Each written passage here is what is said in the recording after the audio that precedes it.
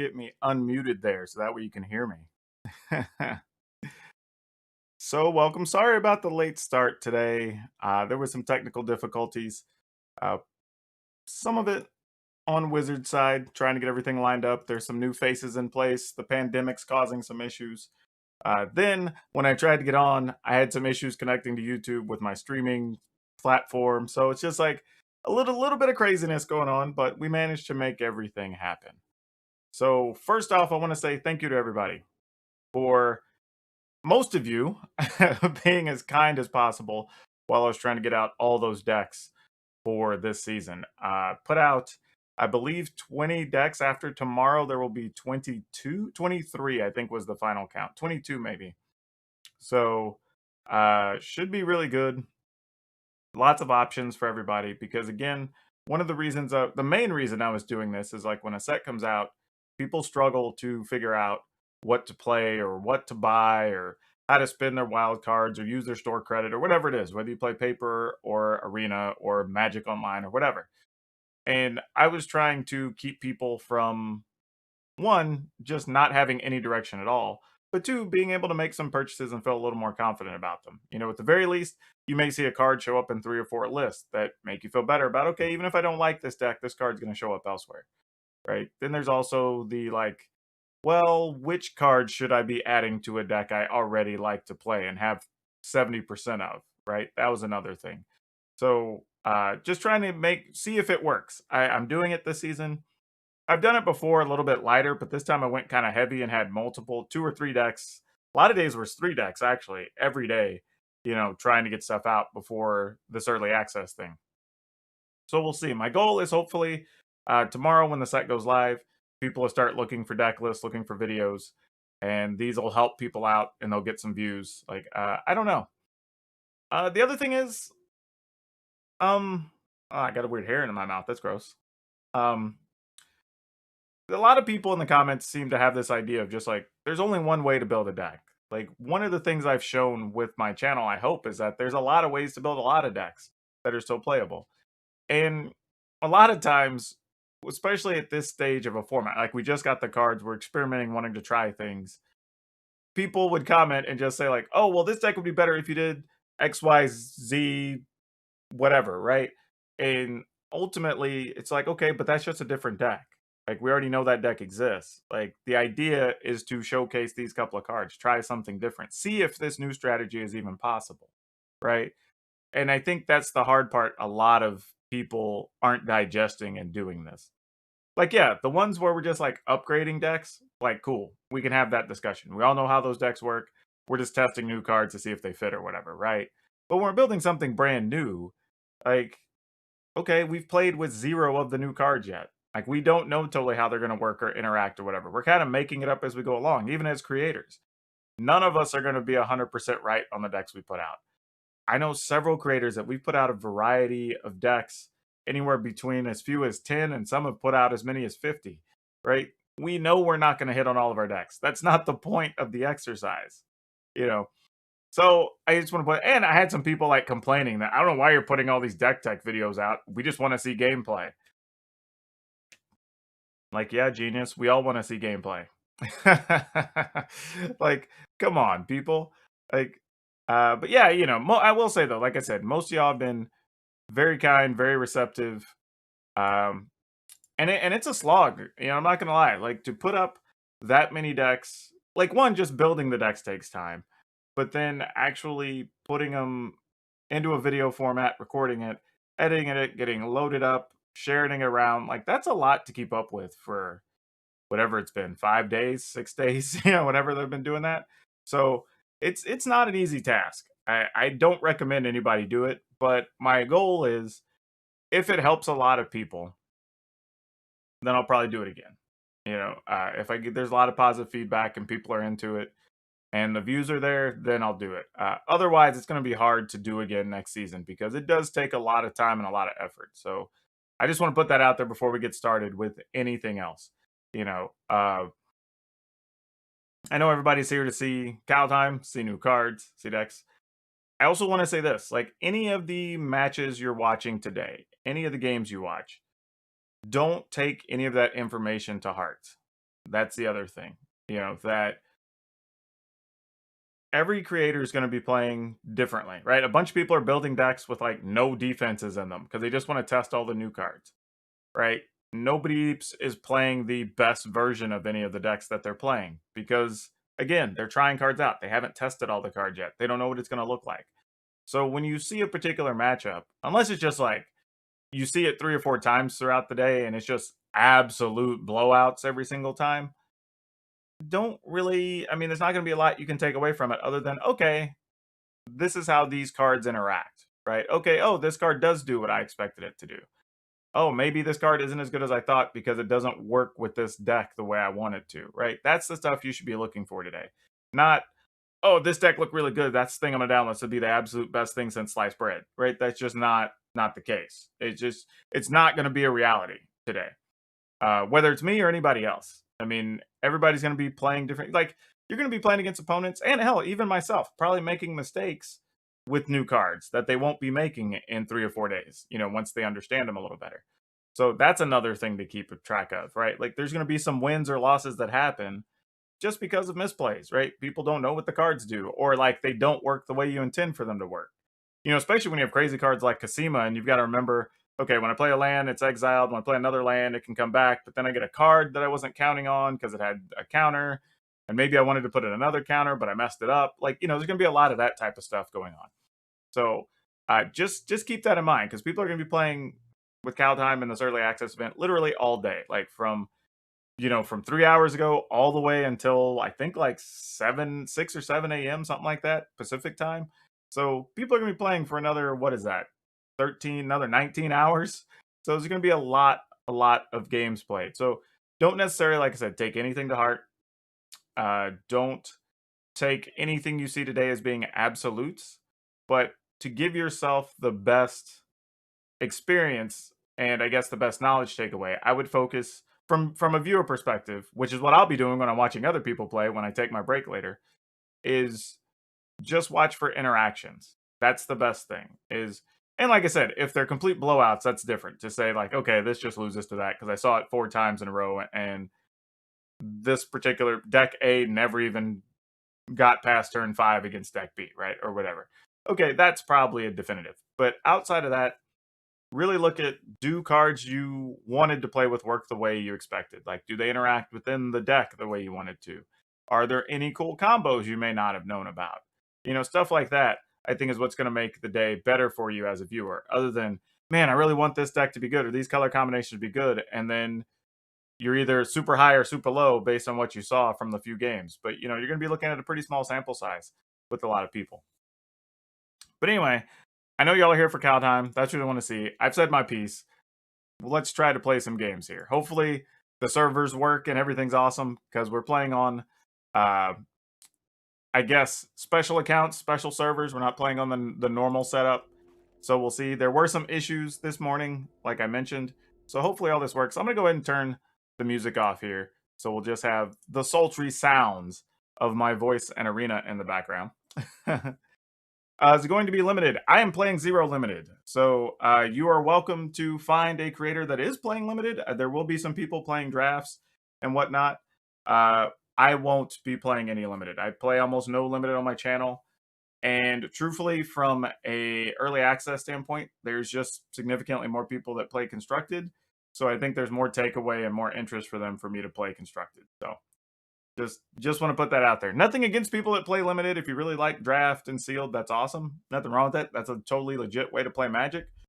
But for this type of event, I know the takeaway is more of what people want to know about cards individually and how they interact. So that's what we're going to be doing. The question to y'all in chat, though, is what type of deck are you here to see? What do you want to see played is the question. Early access, you get options for either or. You can play in drafts, you can play in sealed, I believe, and you can play constructed best of ones. Those are your choices in standard.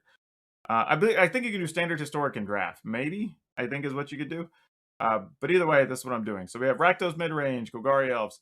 There is no poison deck, Jordy. There is a Death Touch deck that happens to have a poison card. That is not a poison deck. I want to be very clear about that.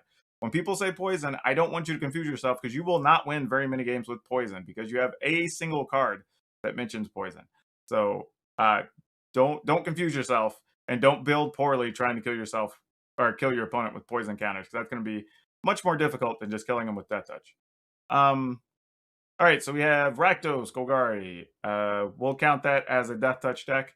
Dimir, Angels or Elves. So that's 2 for Elves, 2 for Angels, 1 for Cleric, 2 for Rakdos mid-range, 3 for Elves. There's Rakdos, no specification. Snow Zombies. Think of Boast, that's a Rakdos deck.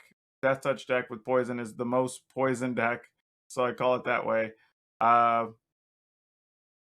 Or Rakdos. There's multiple. So we're all right. So we're gonna go with Elves first. Looks like Elves has the lead, so we're gonna go with that. I know I loaded it in here. There it is. The Abzan Elves deck. All right. Let me open this up. I just tried to load these as fast as I could during the countdown, so I need to craft these things real quick. Also, is the volume good on the game that y'all can hear the effects and stuff? If not, I can turn it up a little bit. Because it sounds good in my ear. I just don't know if it's too loud or too low for y'all. Oh, look, there's band cards. Like, we didn't know that, but yeah. It's got to go through all of the steps. I know. Whoa. Oh, no. Got a quest. I tried to skip these. You'll get a reward. Okay. I know, Sparky. I know. Hold on a second. I thought I put the skip on that stuff. Yeah, I already clicked it. So why is it giving me this? Because it usually appears here, so I've already clicked it off.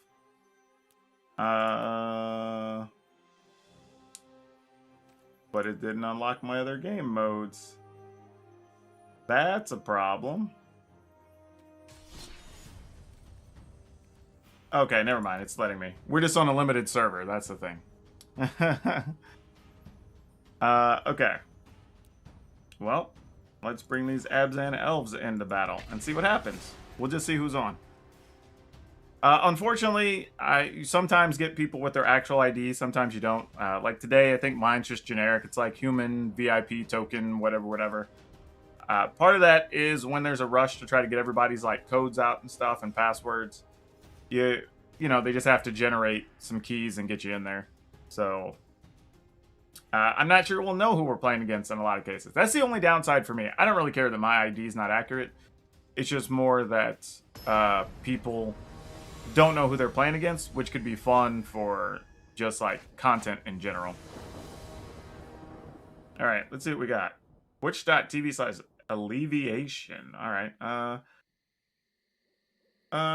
Yeah, we keep this, right? Because we got Jaspara Sentinel, we can go Tracker and this on turn 2, and then this. Well, no, we might do this on turn 2, and then, okay, well, all right, cool, I'm down. Yeah, we're keeping. All right, so we're just going to play the Jaspara Sentinel, obviously. Wow, is that too loud for y'all? That actually sounds loud to me. But if y'all say it's good, I'm going to leave it good. All right, so turn 2. Here's what we're going to do. We're going to play this. Oh, wait. Hold on. Well, I can make any color with this.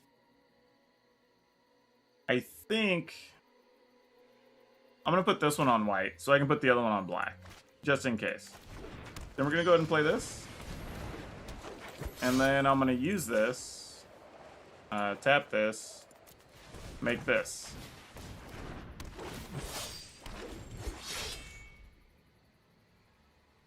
Okay, so it is loud. That's what I thought. I think because it comes preset with a louder setup than I'd leave mine for.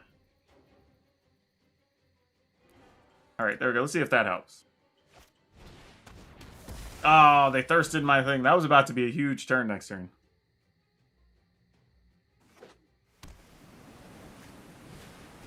Frostdogger is a 1/2. Well, you know what? We don't care about a 1/2 creature now, do we? Let's go ahead and do this. Call Elf for sure. Play another Sentinel.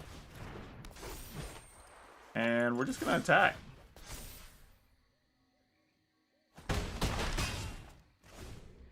Alright, let's hope they don't wreck us here. I don't know what they could play that could be bad, but have a feeling there's something. Oh, that's real bad for them. Actually, you know what? I'm just going to play this. They might just counter it, though. Oh, nope. Alright, well, we're getting in there. I'm not going to use the Blood Chief's Thirst because it's just a 1-2. Doesn't really do anything to us. Unless they, I don't know, they could Brazen Borrower this, I guess, which would be disappointing. But even then, I'd probably still just attack with anything and take the cards.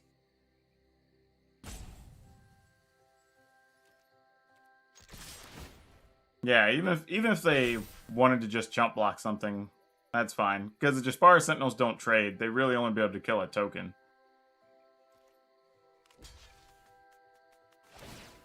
Alright, look at the top card. Reveal a snow card, put it in their hand.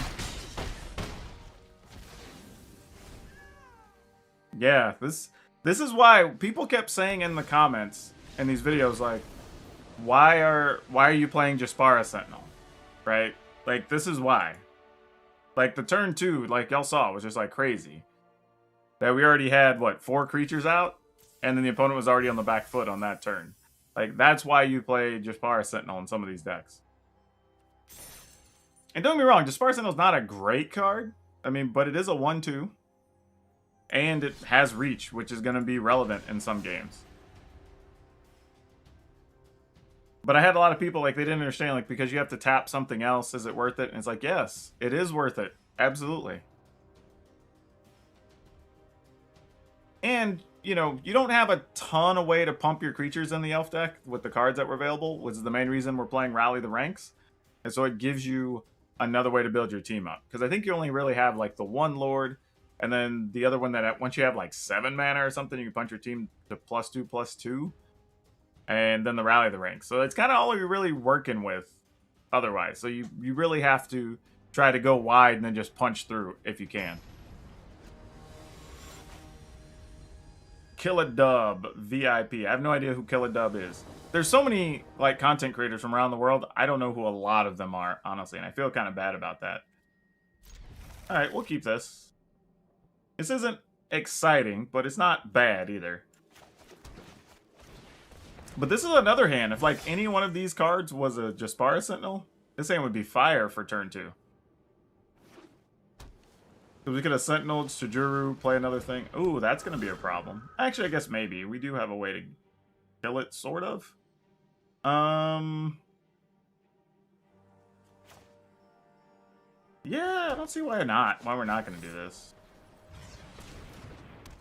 I do wish that's one thing they'd fix in a future update is like, if it's early and I don't even have the mana to, like, pay kicker or something, I wish it would just say, like, cool, I know what you're doing with this card. Because there's sometimes I'll, like, accidentally click the wrong side, and it just says, like, oh, you don't have the mana to do this. And I'm like, well, obviously. Alright, so they could just keep 2 mana and turn that into a 2/3. Nope, they're going to do other things. Oh, that's cool. I was not expecting to draw that. Okay then. I mean, I guess we attack first. Not gonna really change much. Because if I don't play my spells first, there's a chance they don't block in fear of me, like, pumping something. Yeah, exactly. So, let's see if this helps. Alright, and now we have Tyvar next turn. Which, I don't know. Well, we know we're 1 short. We need 1 more mana to be able to cast that. But I'm just thinking, like, it would almost give us enough mana to activate this ability. Not quite, though. So this could be the turn where it starts to go bad for us. Yeah, that guy's not going to live. Yeah, we knew that. Like, his life expectancy was about 0.5 turns. Okay, now that's not a bad one to pick up here. Oh no, we can't cast it! I didn't have a black land yet. See, this is why I needed Jaspara Sentinel again. Oh no, we might get wrecked here. This is unfortunate. I mean, I could just attack with this and see if they trade, or I could just attack with everything, knowing they'll block a Wildwood Tracker and then get 5, 6 damage in. I'm willing to do that. Let's just do it. Thank you so much, Oliver. Yeah, they have to block a Wildwood Tracker.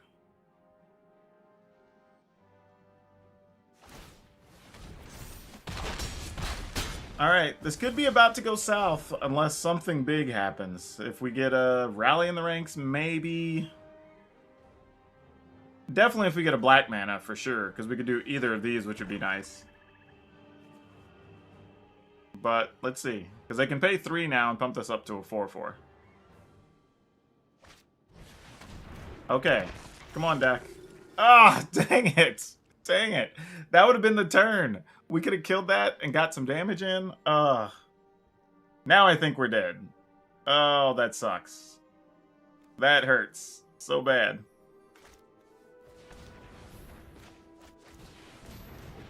Oh man, that was a painful turn. Bricking on land for 2 turns is not good. Ugh.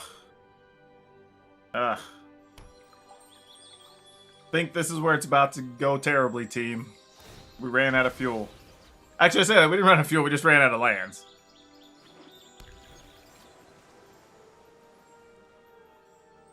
But yeah, again, if my opening hand would have had a Jaspara Sentinel, we'd have been all set right now. And we didn't. And now we're paying the price. Not sure though what, like, this is just a tough spot. Oh no! Oh no! Oh gosh. I don't, oh man. As soon as they kill a creature here during our end step, I think we're just dead. I think that's what's about to happen. Alright, I'm gonna pass. Let's see what they do. Yep. Oh no, they're just gonna pump their angel. If they just pump their spirit, that's way better for us. So at least then we still have some outs. If they start killing our creatures and then they get to play them with the Necromancer, we're just dead. Yep. They changed their mind. Oh no, they didn't. Alright, so they spent 5 snow. So they're gonna scry 5 cards and then draw 3. That's not necessarily any better for us. That's actually worse. Because they're going to get their best of the 5 cards. Possibly more if they want to.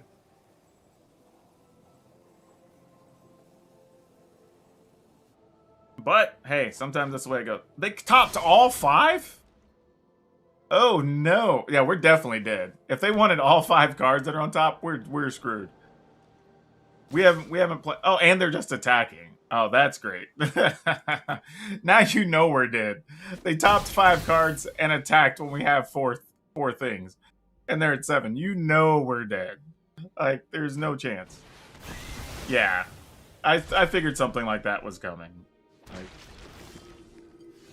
ugh. Well, it's a bit late. It's a bit late. Okay. We can kill the Necromancer. We won't get... Well, no. This mills cards and lets us put an elf back in. I guess we could put the War Master in. Because we could play Tyvar and make a creature, but honestly, with them having that many cards, they just kill a creature and kill Tyvar this turn, so that's not going to do much.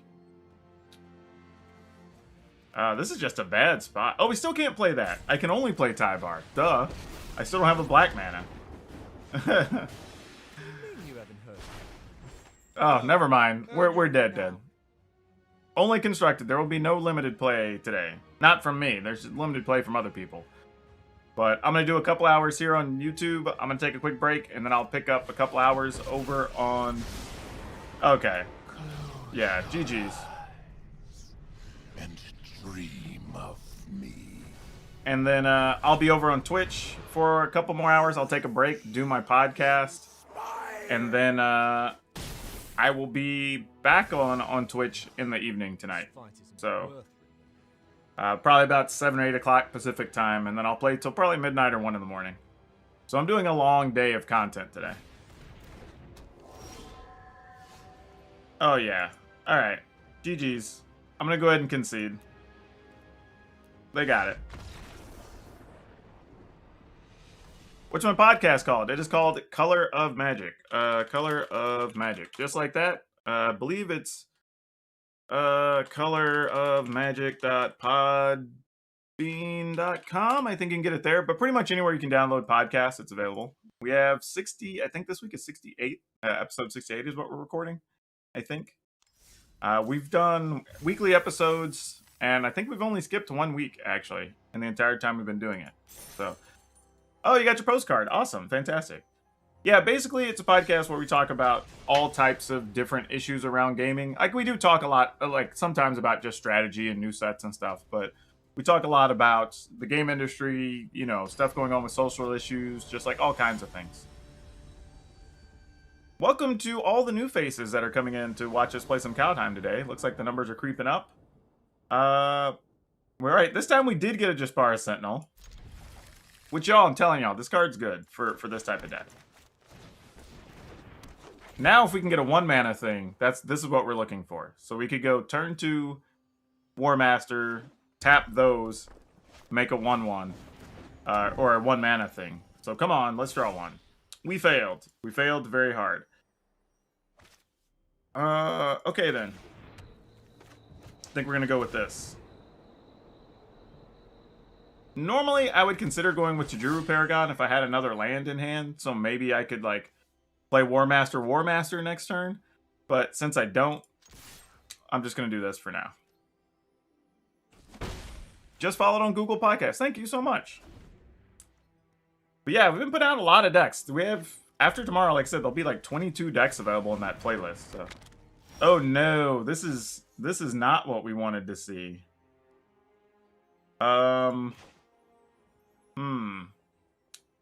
This is a problem. This is a real problem. Because the opponent likely is going to play Storm's Wrath next turn. Alright, so at least maybe we can get the Avenger down. And that'll get us a bunch of cards next turn. I think is going to be the game plan here. And then I can tap this and one of the new elves. For that. And that'll only get us one more, because each of these... Oh, War Master's only... Oh, and only... Wait, the second one didn't make one? One or more elves enter battlefield under your control. Great. How did that trigger itself? Because I get it that this one triggered when this came into play, right? But then this one shouldn't have triggered until I played this one, but somehow I already had 2 tokens.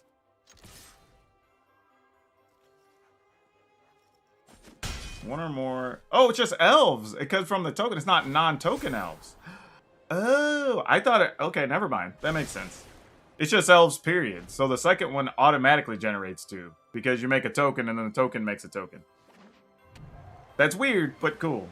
Normally the wording is non-token thing, and that actually didn't follow the pattern that time. So good to know. This is also good news too, because if the opponent's thinking about killing one of our War Masters, it means they likely don't have a sweeper. So that's pretty fantastic for us.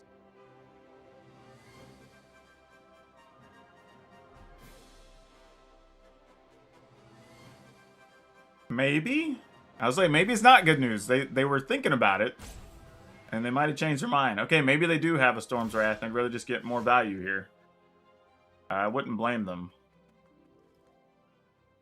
This is scary, because now they might have saved for a counter or something, which I could see being an issue. But I really want this in play. Like, really, really want it in play. Oh, gosh. What are the odds? I'm trying to see if maybe, like, could we sneak through a Tajuru Paragon? But if they have a sweeper, they're just going to let that resolve. So sadly, I think we just have to go for this and let it get countered. I hate it, but I think that's what we have to do. Oh no, they let it resolve. What? Okay, maybe they're going to use their spot removal on that then? That's weird.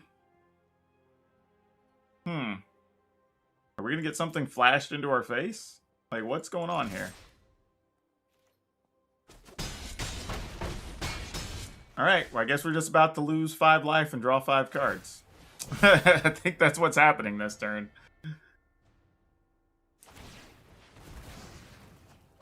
Oh, they're just looking. They're searching hard here. All right. Kind of glad that blew up, truthfully, because this Herald unites the elves we might need in a couple turns. Oh, they didn't have it. They didn't have it. Oh. Yep, that's going to do it. I don't know what they were doing. I really don't. I don't even... Did we even see a new card from our opponents? I don't think we did. No, we didn't see anything even new from them. Okay, well, weird. All right, but the elf deck works, y'all. I mean, like, it's for real. I mean, it can come out of the gates. Jaspara Sentinel does a lot of work in this deck, like we expected. And again, I know a lot of people were wanting to say, like, why are you playing Jaspara Sentinel? It makes you tap your creatures or whatever. It's like, yes, but that extra boost it gives you really does matter. And just being a one-mana thing sometimes, when you're trying to, like, play a creature, get another thing out. Like, there's going to be turns just with, like, the Skimfar Avenger, where you're going to want to, like, just have an additional creature on the board, knowing a sweeper's coming, so you can just load up your hand. So, just one of those things. Sometimes cards can be subtly good. They don't all have to be in your face. Ah, this hand's bad. Maybe I need to put a couple more, like, black mana sources in this list. And then as I say that, I draw the black mana and not the green mana. That's funny. Alright. Let's keep this.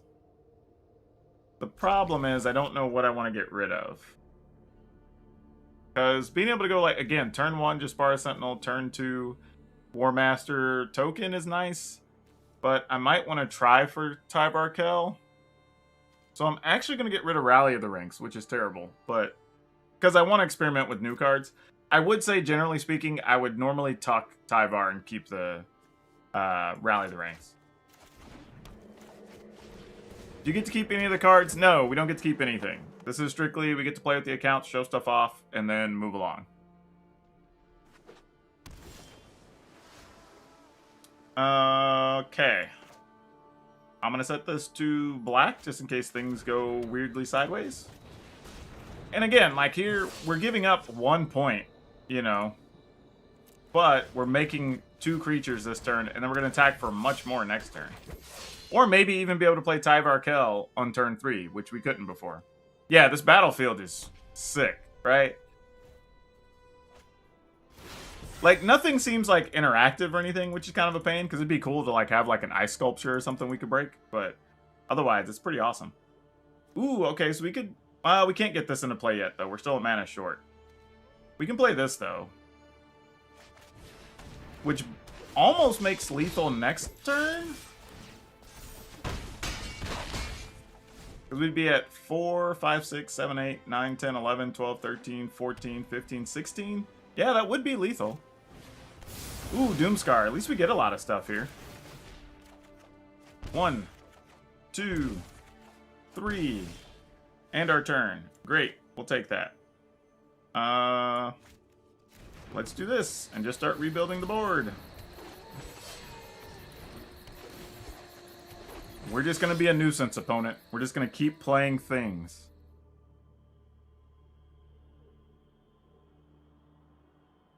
Yeah, that's exactly it. The Avenger really is an insurance payoff. That's pretty much what it is.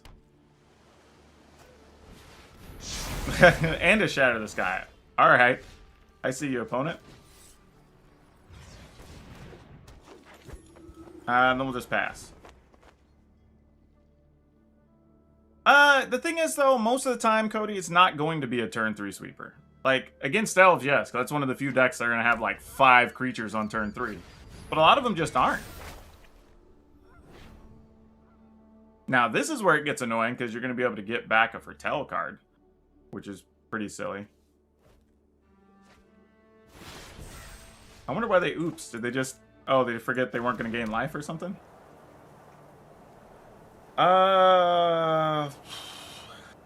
Canopy Sentinel. I'm going to wait on the Canopy Sentinel. Or Tactician, sorry. The scolds will take days to recount all our feats. I saved the monster for you. Alright, let's see what the opponent does here. I mean, they might still be playing like Banishing Lights and stuff like that that are totally relevant.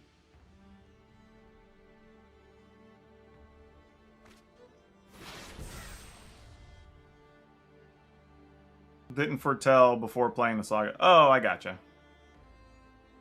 Well, I guess maybe. Did they have the mana, though? They played a land after, and then they still didn't foretell anything. Oh, yeah, they did. Yeah, they did after the fact, because they have 2 cards now down. Another Shadow the Sky. All right. We'll just keep doing this, I guess. This is the thing, though. I look at like decks like this, I'm like, why? What are you doing? Why is this fun magic? You're not doing anything.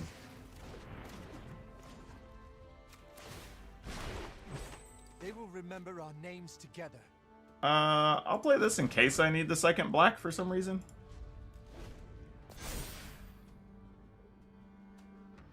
Or if randomly, you know, they want to bounce a Tyvar Kell and make us discard or something. I don't know. But I will say, without even, like, oh, there it is. That's what we were looking for. I knew there was something.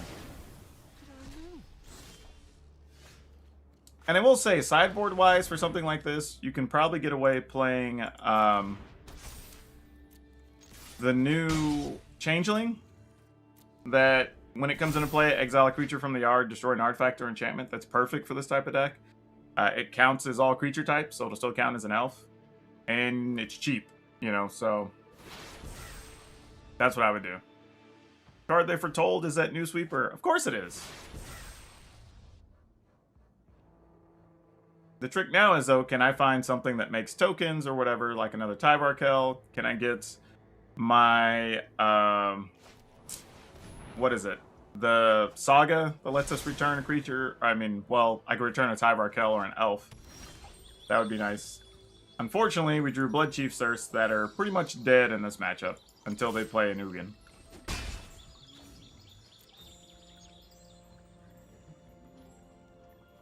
But yeah, if I were making a recommendation, I would say, generally speaking, I don't know if the Foretell decks are good yet. No, I don't want any Village Rites. You don't have room for Village Rites is the problem. And you already have stuff like Skimfar, Avenger, and whatever that can draw extra cards.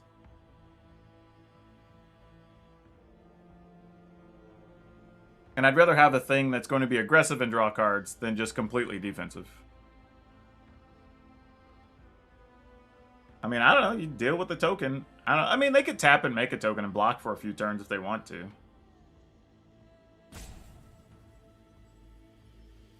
It's also, like, low value on the Elspeth Conquer's death. Because I mean, they may have 1 or 2 planeswalkers that they're killing with.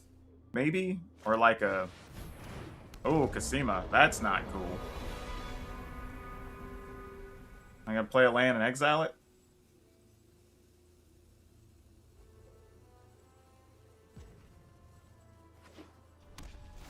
Nope, they're just going to leave it out there. Okay, well, we'll let this get countered, because I know one of those is a counter. And of course, we drew all 3 copies of a card we don't want in this matchup. But it might actually be okay here. We'll see. Nope. Alright, well, kill that. I guess we attack for 2. If they flash something in, they flash something in. Nope, just going to make a token. Seems legit.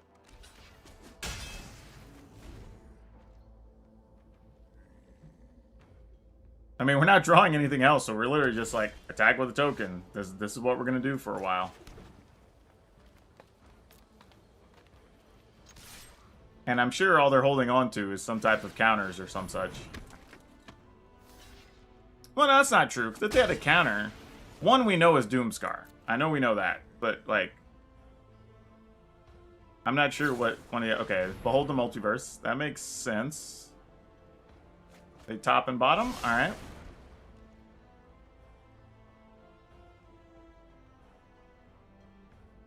Yeah, I have to admit, so far from the list I've seen, and now playing against one, I'm not that impressed with the Foretell heavy decks yet. Again, I don't think anybody has the best versions, though, so I think they're better than I'm thinking. We just haven't seen the best version yet. Because really, if I had any other sizable creature or something with trample or whatever at this stage, we probably would have ended the game a long time ago.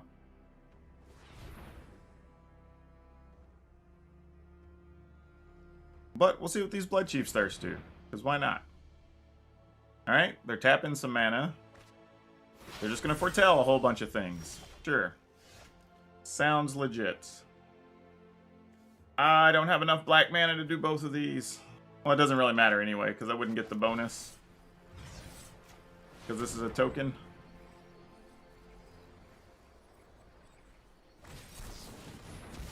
Alright. Sure.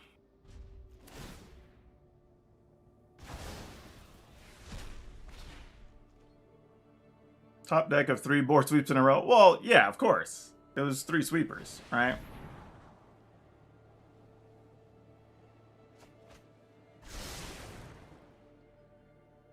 I mean, he's gone through a lot of cards. But we're not really... Things aren't really advancing one way or the other. We're kind of just sitting here.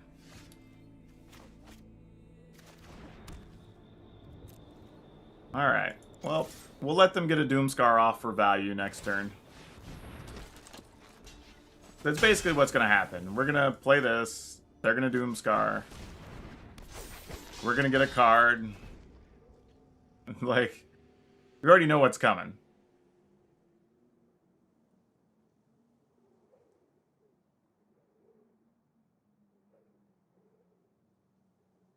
I mean, I can't imagine they're going to do anything else, right? Like, you've been waiting for me to play a second creature so you can get value, opponent. Let's do it. I don't know what they're worried about. Maybe if they're afraid we have some type of flash creature or something. Like, I don't know. Yeah, Moonwatcher, elves have been very good today. They have done pretty much what we expected them to do, so that was very cool. Okay, now I'm suspicious. Like, why did they not want to get rid of both our creatures here? Obviously, they can block one of them. So maybe they're going to make a token, block the 4/2, bounce the token? Is there a way I can win? Probably. Alright, we knew that was one of the plays. And then bounce the token? Oh, the charger. There you go. Well, that makes sense. Alright, so they finally played a real spell.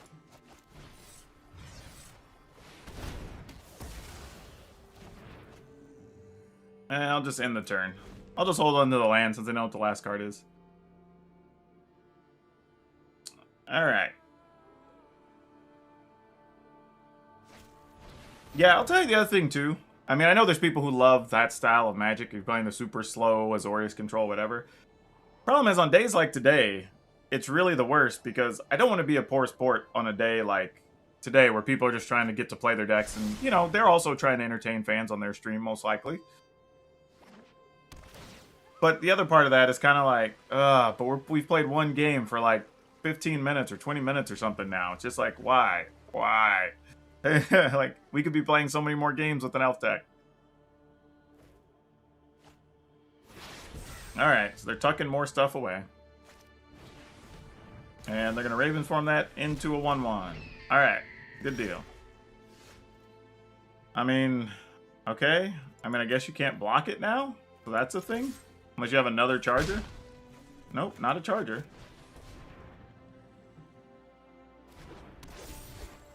Okay. Did VIP streamers get assigned their screen names? Technically, no, but yes.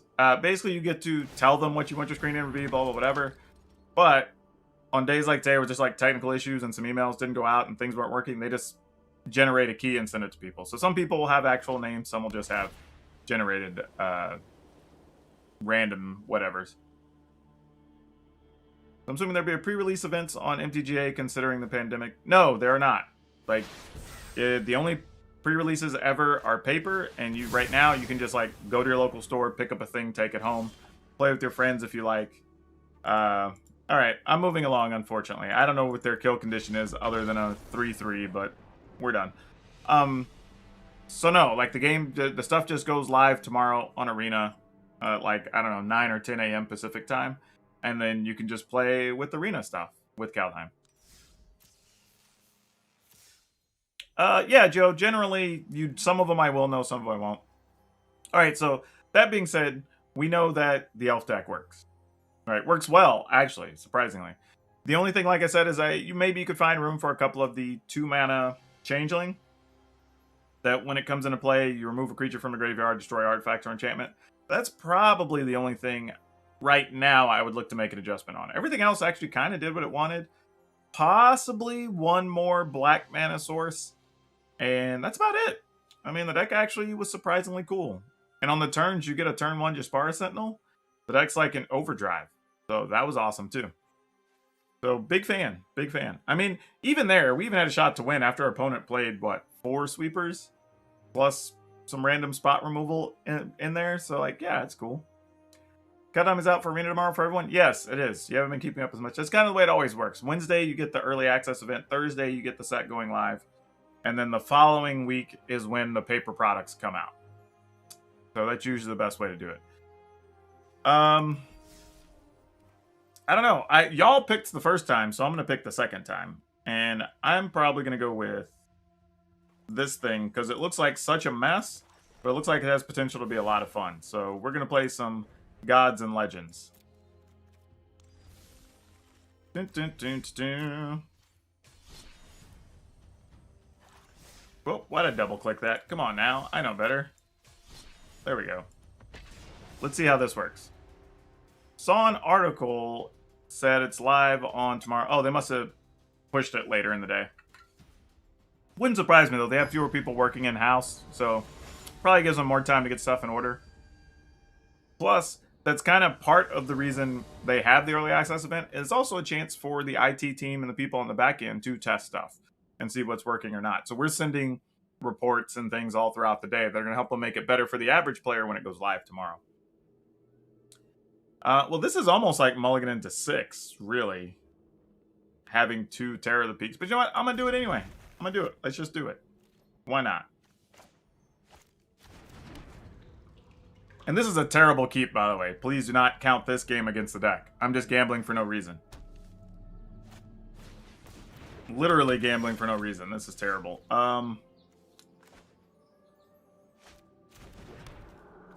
Alright, I guess we'll just play the front side of Valky and see if maybe we can get there.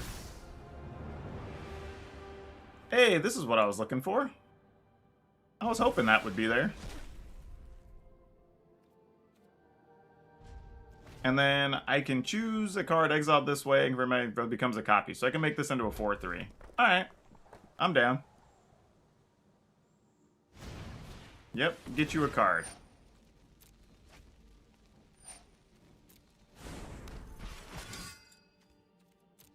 And that kind of works, because it's not like I have much else to... Well, that's not true. I do have some stuff to do next turn. I might actually want to just kill that Innkeeper. Huh. Do we want to kill an Innkeeper?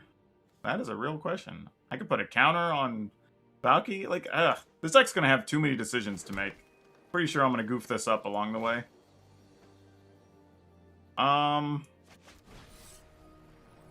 Yeah, I think we have to kill that. And then I'll just take some damage here. Because they can't block.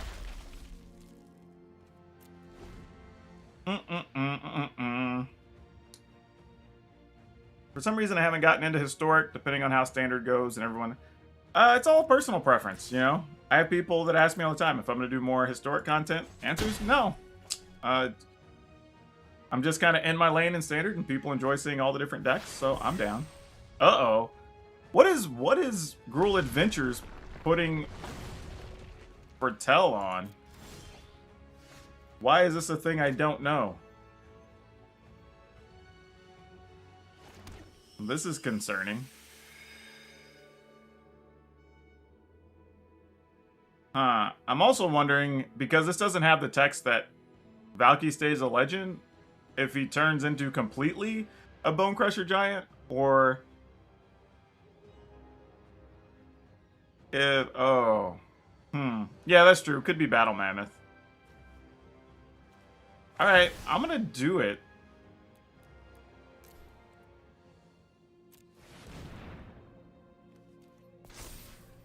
Yep, it just becomes it entirely. Okay, I was wondering. Okay, it just means I can't put a counter on it with Tyrite Sanctum now. Figured out for 2 players in Commander. I don't even know if Commander is ever going to come to Arena. I was saying, and if it is, you're over a year away because you're gonna have to get something close to Pioneer first before you even think about going the other route.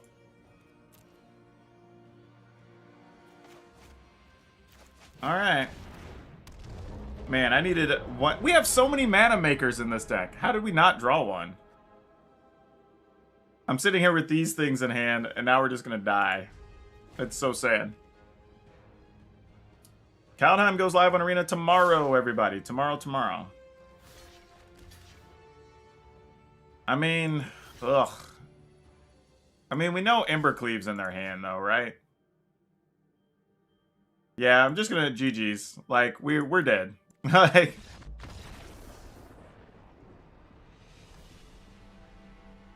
we're gonna have more cards in Historic after that. You'll get all the Kaldheim cards. I mean, there's another Historic Anthologies down the road, which is just gonna be like a small handful of things.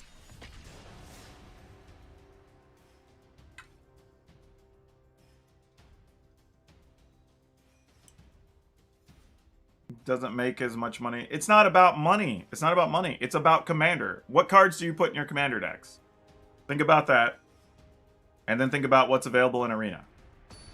Like, the best they'd be able to do right now is just like Super Brawl, if you want to call it that, where you can add a couple of sets and play Brawl, but it's still not Commander. And all the cards that people like to play as their Commander and the cards they're attached to, they're still going to play paper. I mean, it's one of the reasons that I think Wizards of the Coast bought Spell Table, you know, middle of last year. Because that's what people want to do. They want to play with all their favorite cards, you know? We'll keep this. We'll keep this.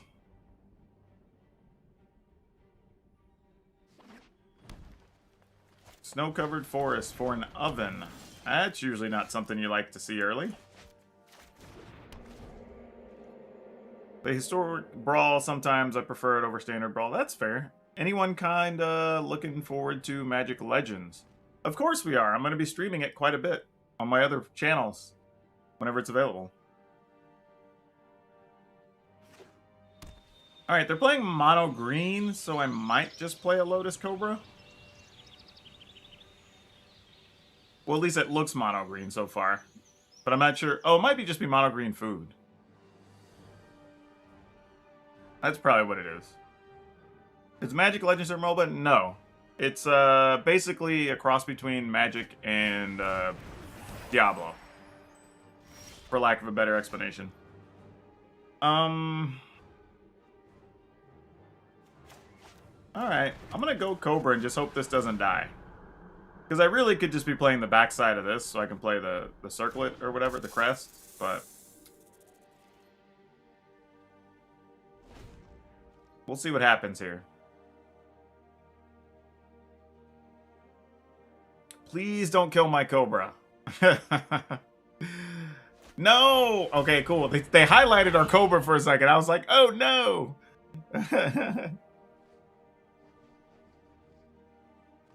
Oh, I got so loud I woke up my Google Home thing. What are you doing, opponent? Don't fight my Cobra.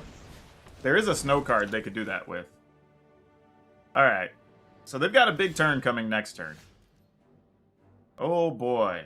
Oh boy. What are we going to do with this? Alright, so I think I want to make black mana with the first one. Because we're going to end up with 4 total here. If I get black and green, I can kill the... I don't know, we might need to spin that next turn, though. No, we're not. We're not. Alright, let's get black. I know what I'm going to do.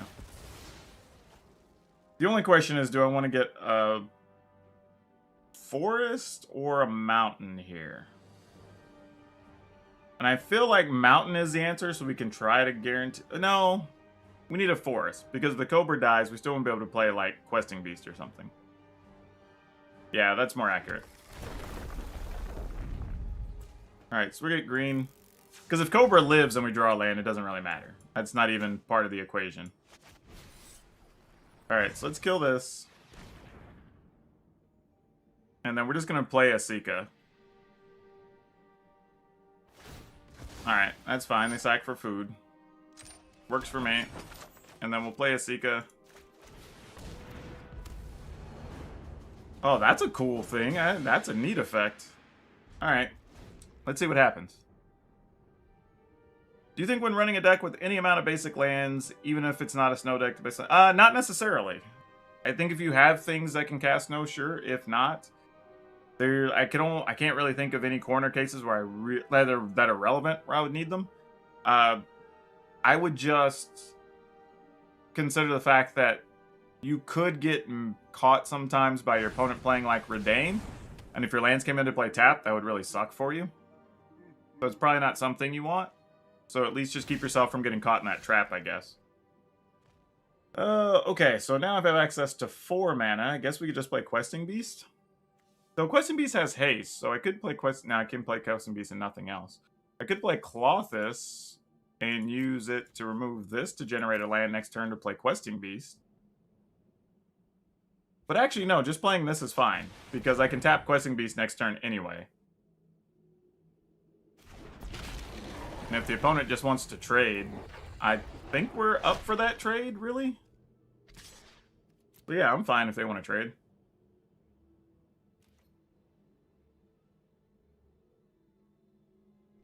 Yeah, I'm down.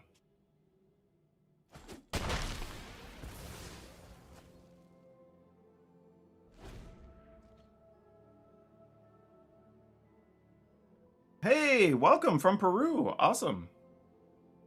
I always think it's neat that we get people from all over the world that come, like, watch my streams and stuff. I'm super excited about that.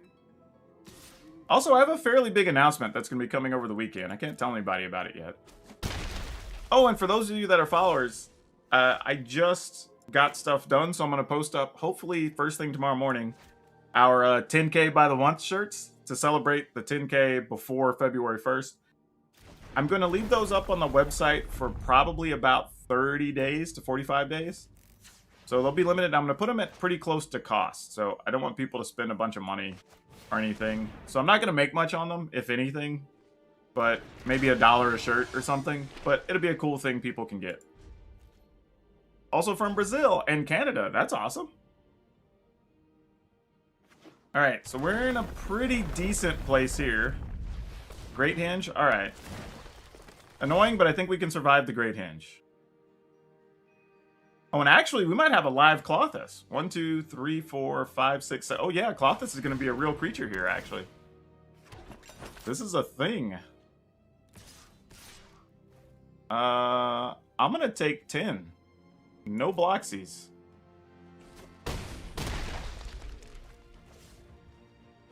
Ooh, actually, if we draw a land... Oh, perfect. All right. Oh, wait, we can play the backside of this? Oh, man. Oh, no, we can't yet. We got to play defense first. But we're close, team. We're close. Let's get green.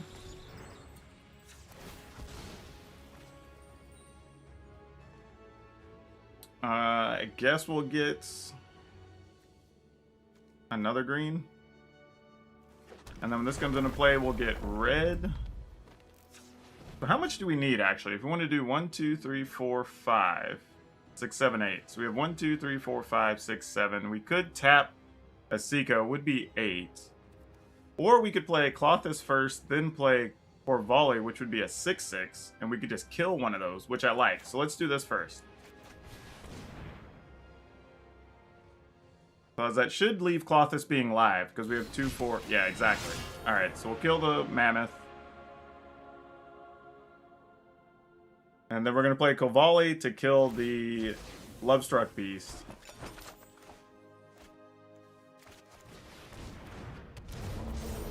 Because we have 3 legends. Then we're going to attack with these 2. And then next turn, we're going to play the backside. We're going to play the Prismatic Bridge. From Israel. Awesome. And from Texas. Man, y'all are from all over today. This is awesome. Oh, Feasting Troll King. Not good enough here, folks. Not good enough.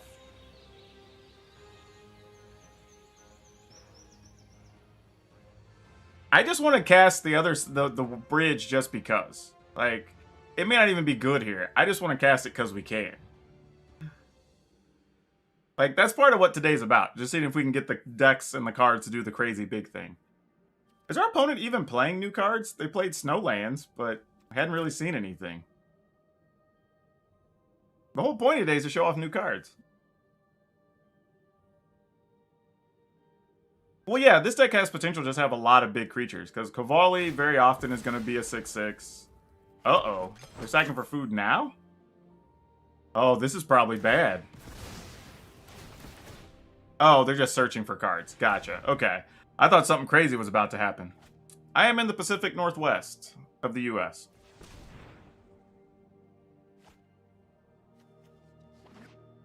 Alright, so then they get that back. Well, crap. Okay, so I have 5 lands. I have 6, 7, 8 because I have 3 legends I can tap. It's very tempting to just play this Terror of the Peaks. I can get 9 mana, but I'd still be 1 short. Because I can remove a land from our yard with Klothys. 5, 6, 7, 8, 9. 9 is all I can picture. I can't get more than 9.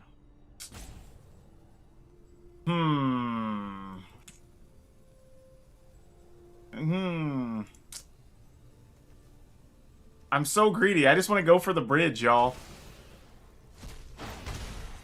I just want to go for the bridge. Well, here's the thing, though. If we just hit our opponent for 5, they're at 11, right? They block a 6 on the ground. They block a 4 on the ground. They take 5, 6, 7, 8. That doesn't kill them. I'm going to do this. I'm going to do this because this is just way more fun. I'm just going to do this. I'm going for the fun factor. If we die, we die. It's the wrong play here, by the way. Just so y'all know. But if we die, I am accepting of the consequences. Because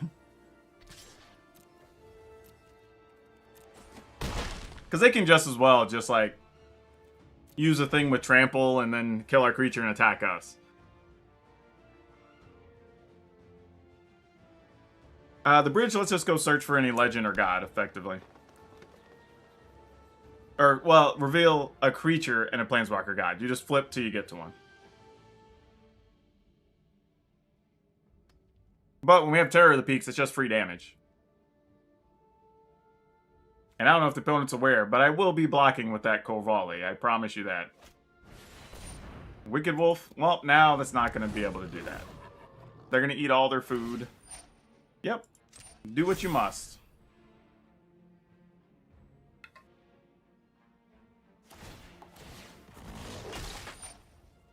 Yep. You can resolve all of them. This is what I was saying, like, I knew playing Terror of the Peaks was the better play, but it's like, nah, we're going for the fun play. Oh, actually, y'all know what? What the best play would have been, actually? Would have been to just attack with Klothys and the Terror, let them block Klothys, and then we could have just used the second Terror to kill off the Troll. That actually would have been the best play.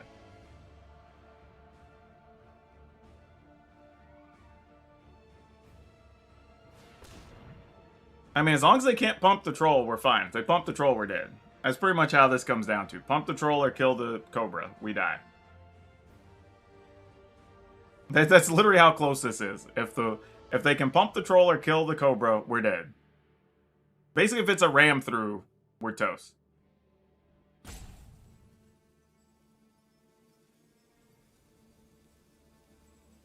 Or I guess if they have the snow mana, like, 1 mana fight thing. That's bad for us, too. There's a few things. But either way, that still involves eliminating the Cobra.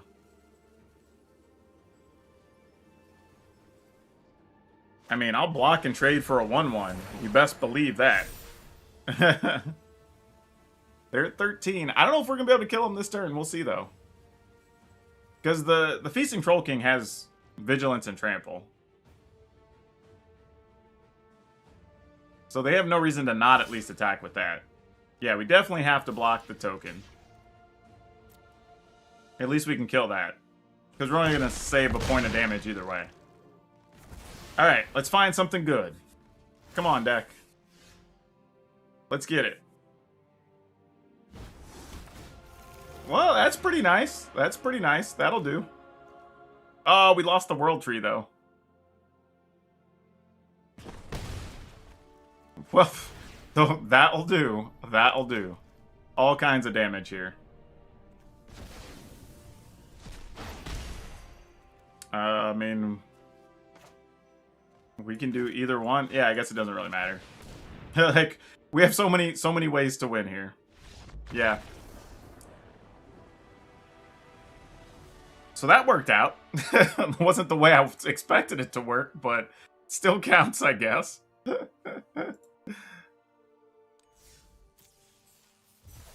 I mean, the deck did all the big things you wanted it to do, though, right? So, the weird thing is, did our opponent play any new cards? They were playing the Snowlands, and they looked at like 7 extra cards with all the stuff they search with and everything. Actually, more than that. They saw like 12 extra cards.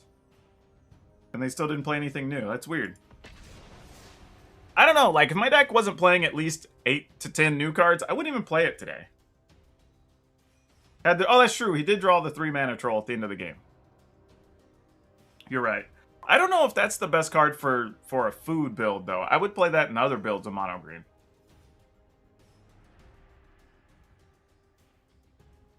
But yeah, this has actually been... I don't know. I think this set's actually really fun. I mean, the fact that I was able to post 20 plus decks, 22 decks or whatever, and I still have more deck lists that aren't going to make it to a video. I'll just have to play them at some point in the future. But, I don't know. Oh, we get to go first and we got a Jaspara Sentinel. I'm in. I am in.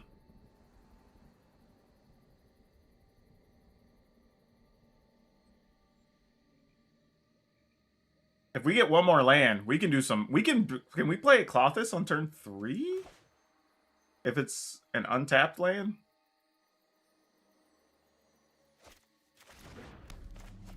Because we could play Cobra. A land would get us 4. We could tap land, that would be 5. Well, we could play Terror at least. That'd still be pretty powerful. Ask and you shall receive. There it is.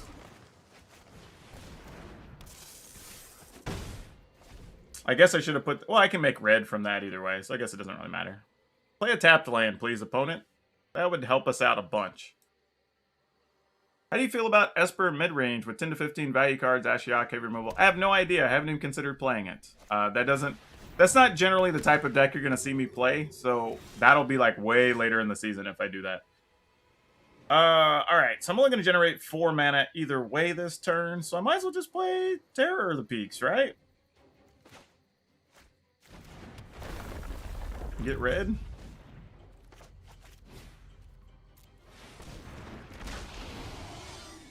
Telling y'all, this is why you play Jaspara Sentinel.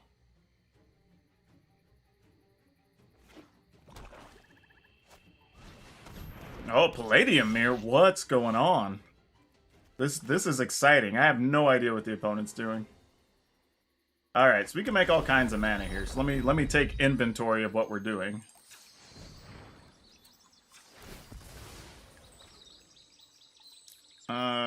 Get a mountain. Get green mana. We can play a Terror of the Peaks. We'll have 1, 2, 3. We'll still have 3 mana left. So we can play Terror of the Peaks and Valky. Alright, let's do that. We'll kill this. Because that's a lot of extra mana we don't want the opponent to have. Tap this. Valky gets to look at something. We'll use 2 to kill that. 2 to hit the opponent. Whoa. Whoa, Garuda. That's what we were doing? Oh my. I guess we take that? I don't know. I mean, us getting a Garuda next turn, I guess is fine. This is a pretty savage turn 4, though, y'all. No, I could play the Planeswalker, but I also wanted to see what my opponent was doing, because I had no clue. And they're effectively just dead this turn anyway by doing this. Yeah, because they're at 15. We get to play Klothys. We're going to deal 8. and then attack for 10. That's pretty much it. Actually, no, we're one short of being able to play Clothis, actually. We only have access to 5 mana right now. That also works. So let's see. We attack. Get rid of that. That's 5, 6, 7, 8, 9. Oh, that's 10, 11, 12, 13, 14. That's 15 exactly, actually. Oh, no, we don't have double black. We'd have to tap stuff. Well, that's a problem. Oh, no, this only costs 5. Never mind. Yeah, I think it was... I don't know why I was thinking it cost 6.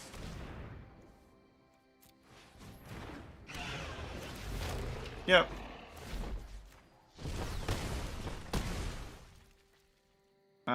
Sacrifice a permanent? Sure, we'll sack. I don't need that anymore. Bonus mana, just for sport.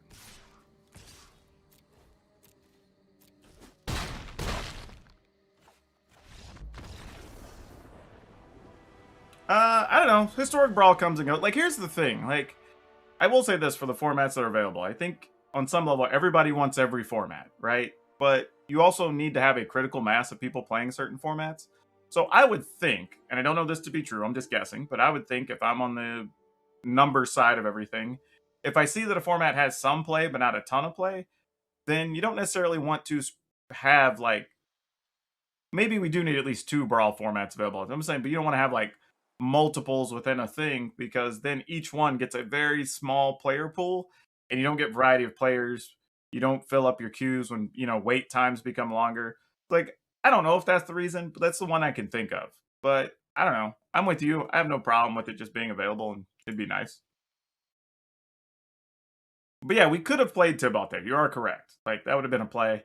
But I was also, like I said, kind of curious what the opponent was doing and wanted to see their hand. And we were effectively set up for a win there as well. Though I also, I guess, could have turned Tibalt into a Garuda, which would have been kind of funny. Alright, we'll play this one more time. This deck's actually turned out to be sweet. Man, this deck's actually fun. And it can win different ways, which is awesome. We actually already got to play the bridge, which was cool. We've used Valky a couple times. The Green Legends have come into play and done their thing. Yeah, hard to gripe.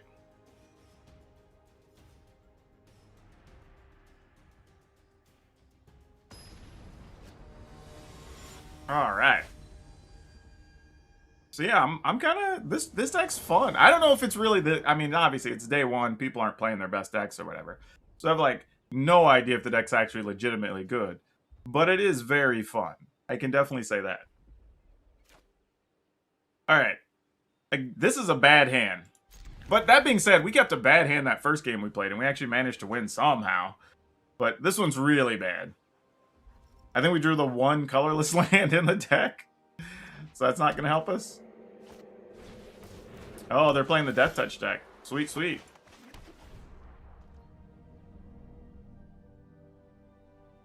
Are we going to die to their Death Touch things? That is the question. Oh yeah, well we played 2 decks with the Mana Elf, and it's definitely paid off, right? So hopefully the people that were in the comments, they're just like, I don't know why you're putting Jaspara Sentinel in deck list. It's like, come on now. Like, fundamentals.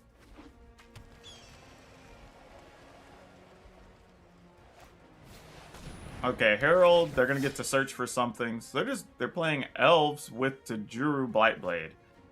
I opted not to play Blightblade in my list because the card's just really kind of poopy. The only way I can describe it. The card's just not good. I don't even like it in my Death Touch list. Like, alright, so we're gonna go ahead and play Cobra. I'm gonna play this, and then I'm just gonna get 2 black mana. And I'm gonna kill this one. They'll get a card, unfortunately. Oh no, it's other, so they don't even get a card. Never mind. Okay, no attacks. I mean, I guess we could have, but we're set up for a better turn next turn. Alright. We'll take 3 at a minimum, because that thing has Menace. Play an elf, make a token? That seems like a plan.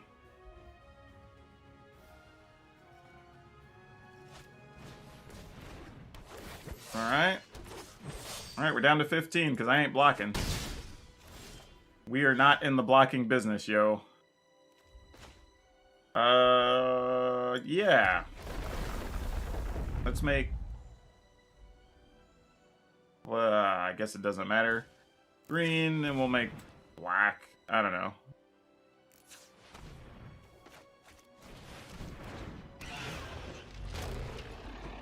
Question is, do we want to sack anything? I think... I'm just going to sack this, even though it's kind of a neat card. I don't think it's really doing what we want here. And since we're holding on to 2 Cobras, the mana's not that relevant. And then I think I'm just going to play Clothis next turn. Hope this Corvald lives.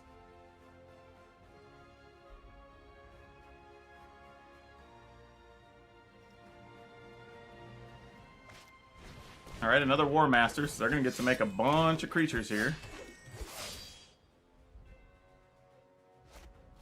Alright, another Blightblade. Doesn't generate extra dudes, because each one only triggers the first time each turn. And, yeah, we are going to double block here, mind you. Yeah, I was going to say, I will double block. There's no... Oh. Oh. Do we just go for the backside? Oh, can we just die next turn? The opponent, let's see, if they play a Rally the Ranks, that's 4, 5, 6, 7, 8, 9, 10, 11, 12, 13, 14, 15, 16, 17, 18, 19. We could block 6. That'd be 16, or 13. We'd still be alive if we don't attack. We could use Corvald too, though. I mean, we gotta go for it. We just gotta go big. If we're gonna play the cards, we gotta do it. We gotta do it. White. Blue. Here comes a bridge. Alright, no attacks, so I can save the max block, just in case. How long till Tybalt's Trickery is banned? Probably not, honestly. I would say a long time.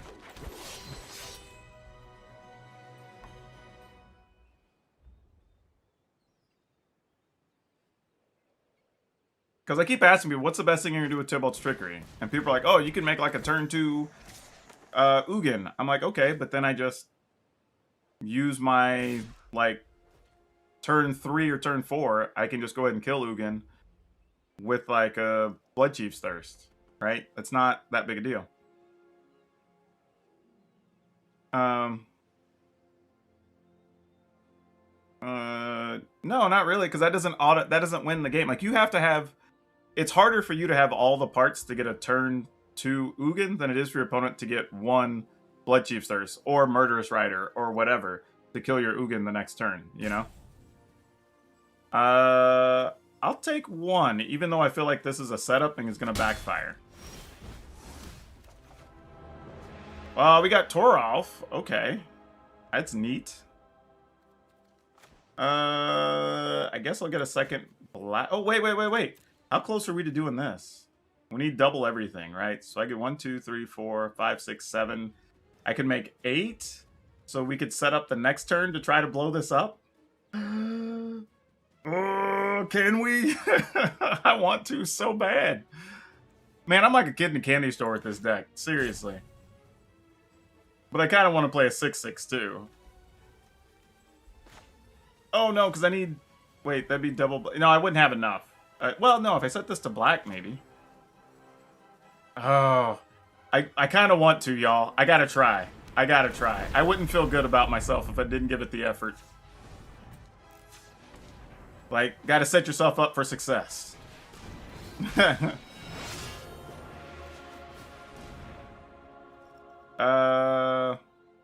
Choose a creature type. I guess God. Oh, wait. I can only use it... Oh, I can't use it for that. No, I can only use it for creatures. Damn it. I can't use it to activate this. That's a mistake. Oh, no. Oh, no. Alright. Dang it. That's actually a real mistake on my part. Sadly, I think I have to scrap the Circlet.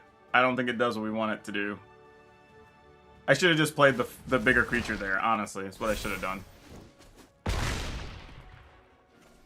Alright, well, this makes it easier to do the World Tree thing next turn.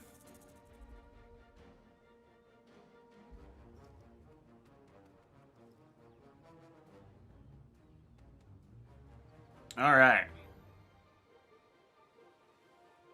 Opponent can possibly kill us here. No, I'm saying, no, but we were talking about just activating the World Tree, not what we could cast.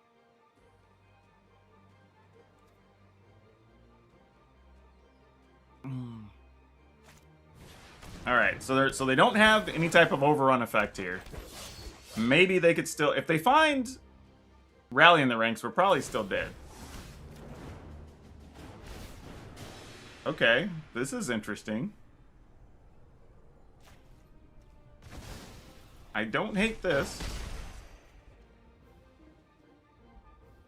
I do have a creature in the graveyard. That's probably not what we want to do here. We have all the mana in the world, really. Yeah, I guess we just attack. Which is crazy that I'm going to get rid of a land here. But if I play a land, I'll have 3 from the Cobra. 4, 5, 6, 7. 8 from the one I play. So I'd still be short either way. I mean, I should just be trying to end the game here, though, with Korvald, right? That's the plan. I think this is what we're doing. Well, we got a land anyway. Alright, we're just going to play this. And then I'll have 1, 2, 3, 4, 5, 6, 7, 8. Possibly 1 from Klothys is 9. I mean, you know what? Let's go ahead and play it.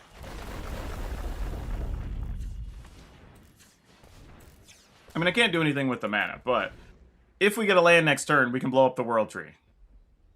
So let's do it. Well, the problem is, the opponent's going to scoop, though, because they're just going to die to Korvold if they don't have a blocker for it. Tyberkill doesn't do enough. Unless they have some type of, like, I don't know, something to drain our life with all that black mana. I believe we can be heroes. You believe we can be heroes. Alright, let's just block the biggest stuff first. Actually, wait. That's 7, 8, 9, 10, 11, 12, 13, 14, 15, 16, 17, 18. Oh yeah, so they can't kill us. Alright, well, we'll just do this.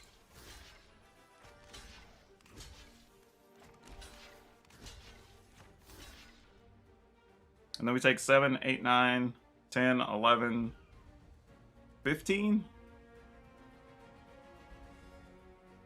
Is my math right? 7, 11, 12, 13, 14, 15. Alright. Unless I missed one in the pile somewhere. Alright, come on. Let's draw a land so we can do the World Tree. Sure, we'll take that. Come on, just one time so we can crack the World Tree.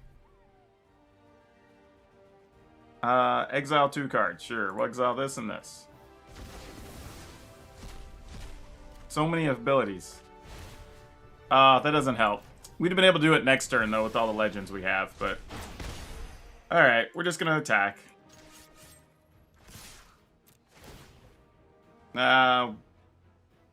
Sure, we'll sacrifice... Hell, I'll sacrifice a Cobra. Oh, and of course I drew the land after the fact. That's funny.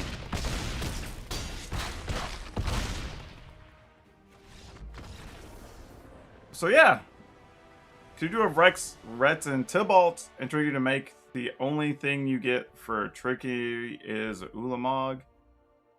I mean, I guess somebody could. I wouldn't be because I play a lot of Standard.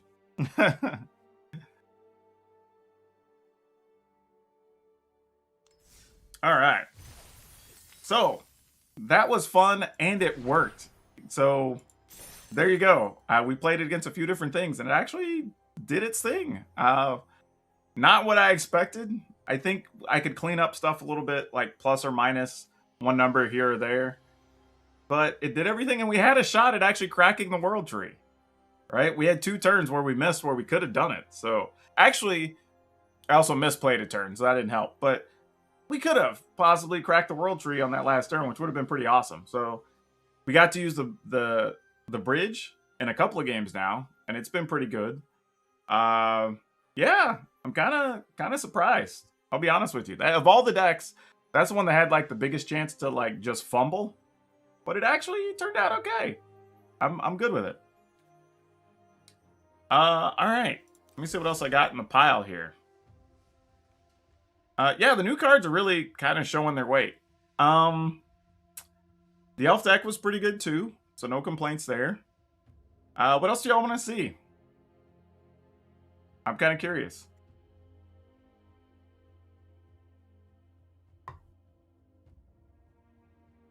Might want to see the cleric deck. Okay, we could do that. I know some people want to see some variations of that. All right, let me just put angels up because we can get that out of the way. And then we'll do giants next.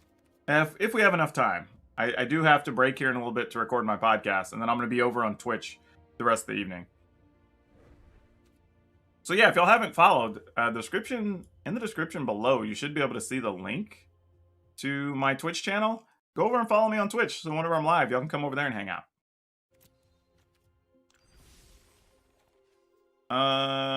Okay. Yeah, that should work.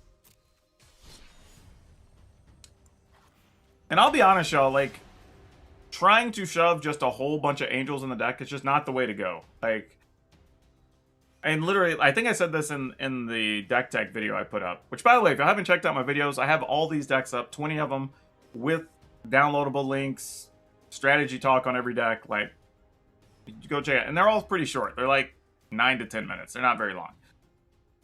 But every deck builder I've talked to, even some good ones, like I said, I talked to like Sam Black even, and they all kind of said like, yeah, playing a bunch of angels is probably not the way to go. You're probably supplementing it with something else. Or at best, you're doing some like control thing and you just have some big angels as your finishers or whatever. But just being completely angel heavy and reliant, at least in standard, is probably not the way to go. Now, it's probably a different story in historic. They're playing Yorion.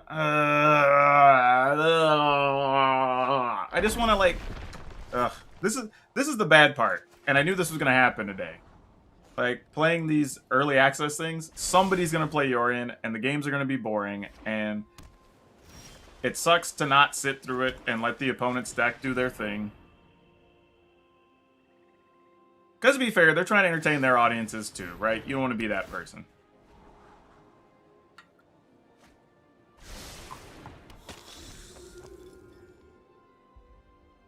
Like, I'll be honest too, y'all. As much as I don't like Ugin, if I was given a choice, like one card to get rid of in the format, it would be Yorion by a long shot. And it's not even close. And I know CGB hates hearing me say that, because that's his favorite card in the world, but yeah, like Yorion, not for me. Who knows, maybe they're doing something cool with them? I doubt it. I have yet to see a cool deck with Yorion. Like, they're all either just playing too many cards for no reason, or they're doing super slow, control-y Azorius things and just trying to value you out with Yorion. Like, you normally don't even see their kill card till, like, turn 15 or something. Knots Plays, thank you so much. I'm gonna keep trying to pump out content on multiple platforms, so as long as y'all are watching, I'm in. Vasa, alright. More blinky things. Okay. Well, I'm actually... Kind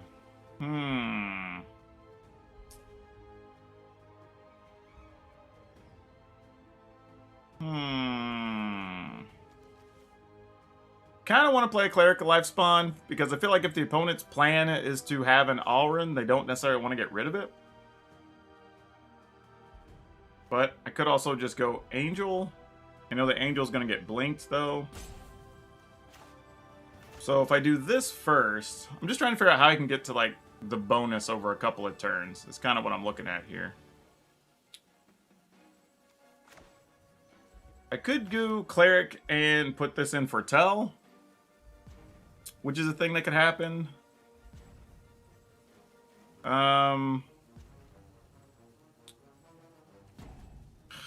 Yeah, let's try that.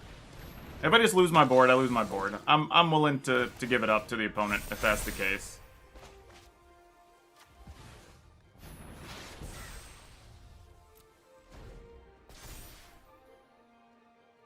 No, I didn't get the World Tree, but I could have on that last turn. We just smashed and won.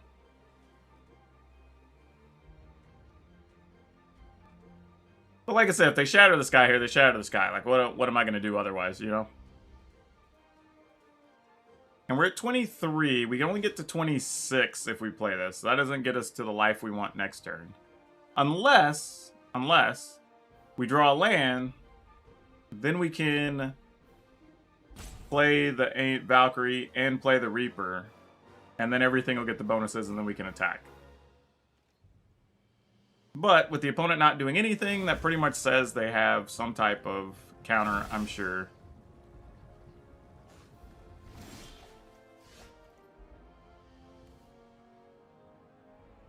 At the beginning of the answer, choose a type, then reveal the 2 cards from your library. Alright. Well, this doesn't quite help.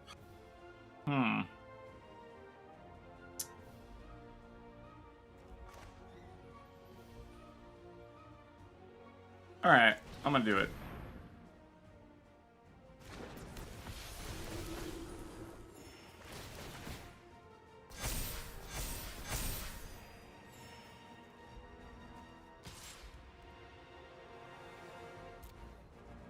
Let's see what they've got.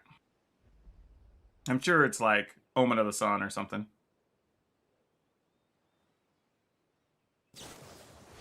Ah, Glorious Protector. That's a thing. Those words do matter. So they get their guy back. They're gonna say, okay, yeah, sure. Alright. Well, we're gonna see if this Valkyrie gets to do its thing or not next turn. Well, that's okay. I mean, might as well attack us with Thassa. It's not gonna die. Why not attack? That seems silly.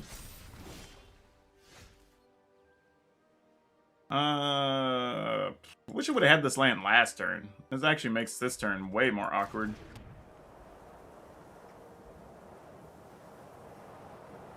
I mean, do we just like Baneslayer this turn? Nah, we just do this. If they have it, they have it.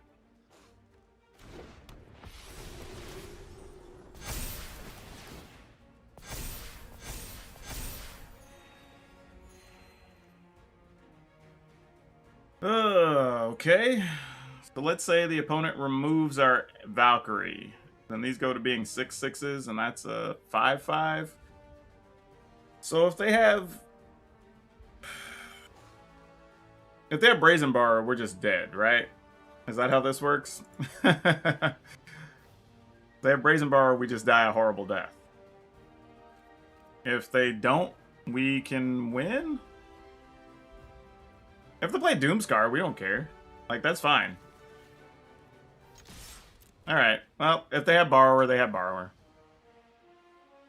We'll just have to be okay with it.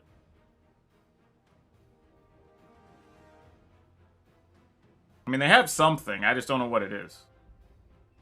But if it's anything that affects the Valkyrie, we just give the game up here.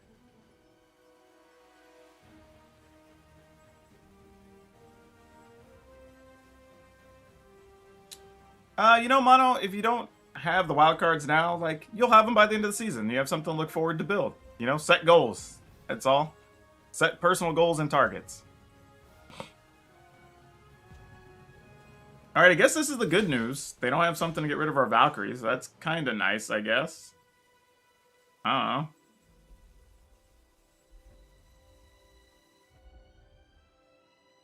know. Okay, yeah, we'll do that, I suppose. Okay, so that randomly worked out. Oh, Nyambi's all they had. Okay, fair enough. I thought something other crazy thing was going on. I was just like, what's happening? Like, okay, well now the opponent's... I was going to say, you're incentivized to do something now.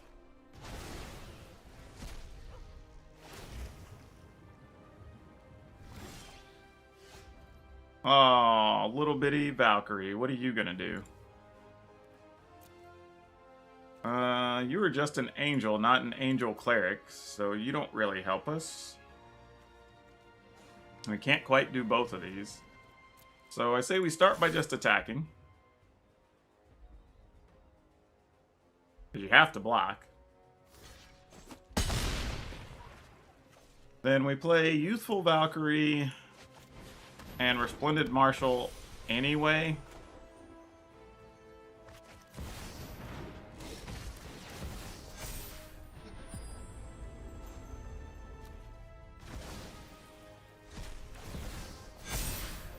Alright, so being an Angel Cleric helps both creatures.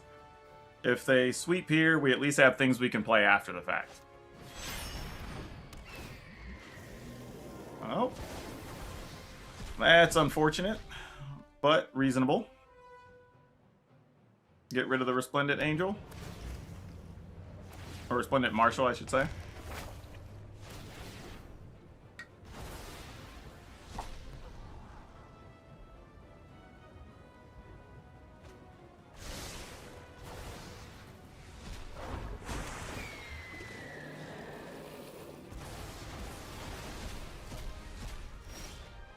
Oh, why did we not draw like one of our removal cards? That's all I was looking for there. Gosh dang it. That would have been the best. Oh, actually, we just attack with both, because they have to block the 7.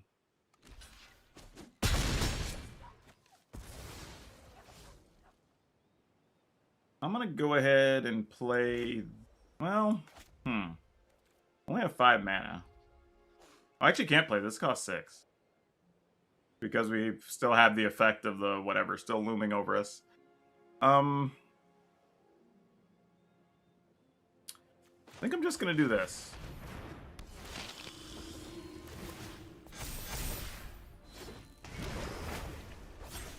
Just because we knew the Elspeth Conquers Death was coming back. So we didn't want to play any of our big things. They're just going to get exiled. So we'll just wait. Then if they do have a sweeper, we'll see what happens. Hopefully we're able to go 1 for 1 with their cards the rest of the way.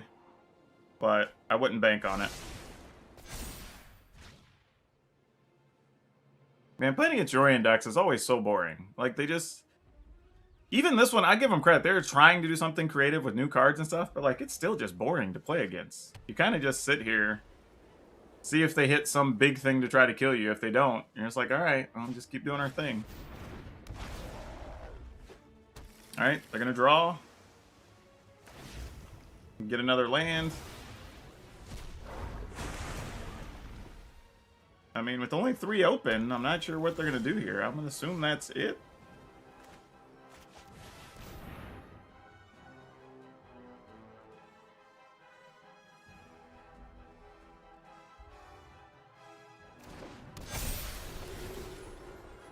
As if we needed more life encounters.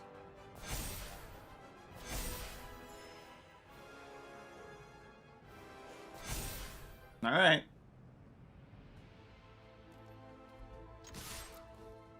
I mean, flash something in. Alright, Sigrid gets to remove a flyer. Sounds good. Block, block, draw, draw. We get our creature back.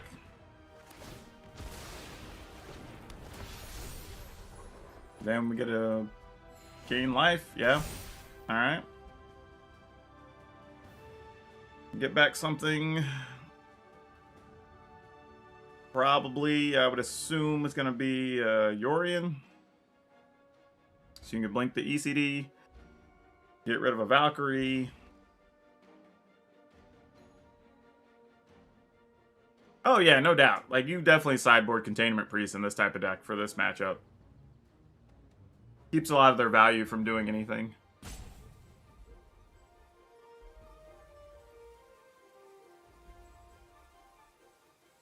And to some extent, if you were willing to go that far, you could even play Hushbringers. Though that does counter some of your ETB triggers when you're trying to life gain. So you'd have to be very selective about what decks you're bringing in against.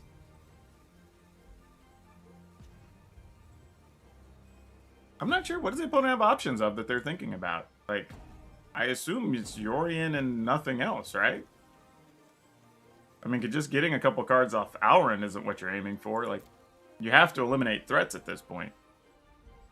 And at least Yorion's a start, because you get to get rid of one with ECD, and then you get to block one. So then you're now just solving the answer for 2, right? Nah, they're not roping. Like, this is all other streamers. They're not going to rope. Alright, so they're going to need Niambi to return. Yeah, they don't have things, so it's a 3-2. Alright. Interesting that Niambi was the choice. I'm kind of curious why that was. Alright, Marius Call, that makes sense. Still just looking for a removal card.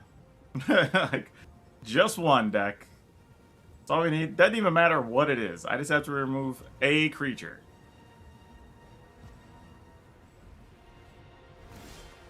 There we go. That's all we've been looking for this whole time. I'll even spend the extra mana. And we will get rid... Actually, does it even matter? I'll just get rid of an angel. I was just like, why am I even spending the mana? Doesn't matter. Yep. See how crazy that is? Like, they did all those things. Like, that's my problem with, like, I feel like when I play a Yorion deck, because I've tried a few, and I feel like when I play them, either, like, my opponent, like, I just do the one thing my opponent can't deal with, and the game's just over. Like, you sweep their board or whatever, and then they're just dead. Or games like that, where, like, you spend all this time doing all this stuff, and then you still somehow randomly lose. Like, our opponent got 4 extra cards, I think, off Alrund. They got to remove 3 different things with an ECD, with the same ECD, mind you. They got 4 cards, either 4 or 6 cards, off of an Omen of the Sea. They flickered a couple things with the Thassa and got value, right? Like, all that happened. And we didn't even draw, like, you know, a cool combo situation. We just had the same 3 or 4 creatures on the table most of the game. Like, that's pretty wild that situation happens. But that's kind of my experience with Yorion. That's the other reason I'm not a big fan. Not that the decks aren't good, obviously. Yorion decks are very highly playable, so I'm not saying that.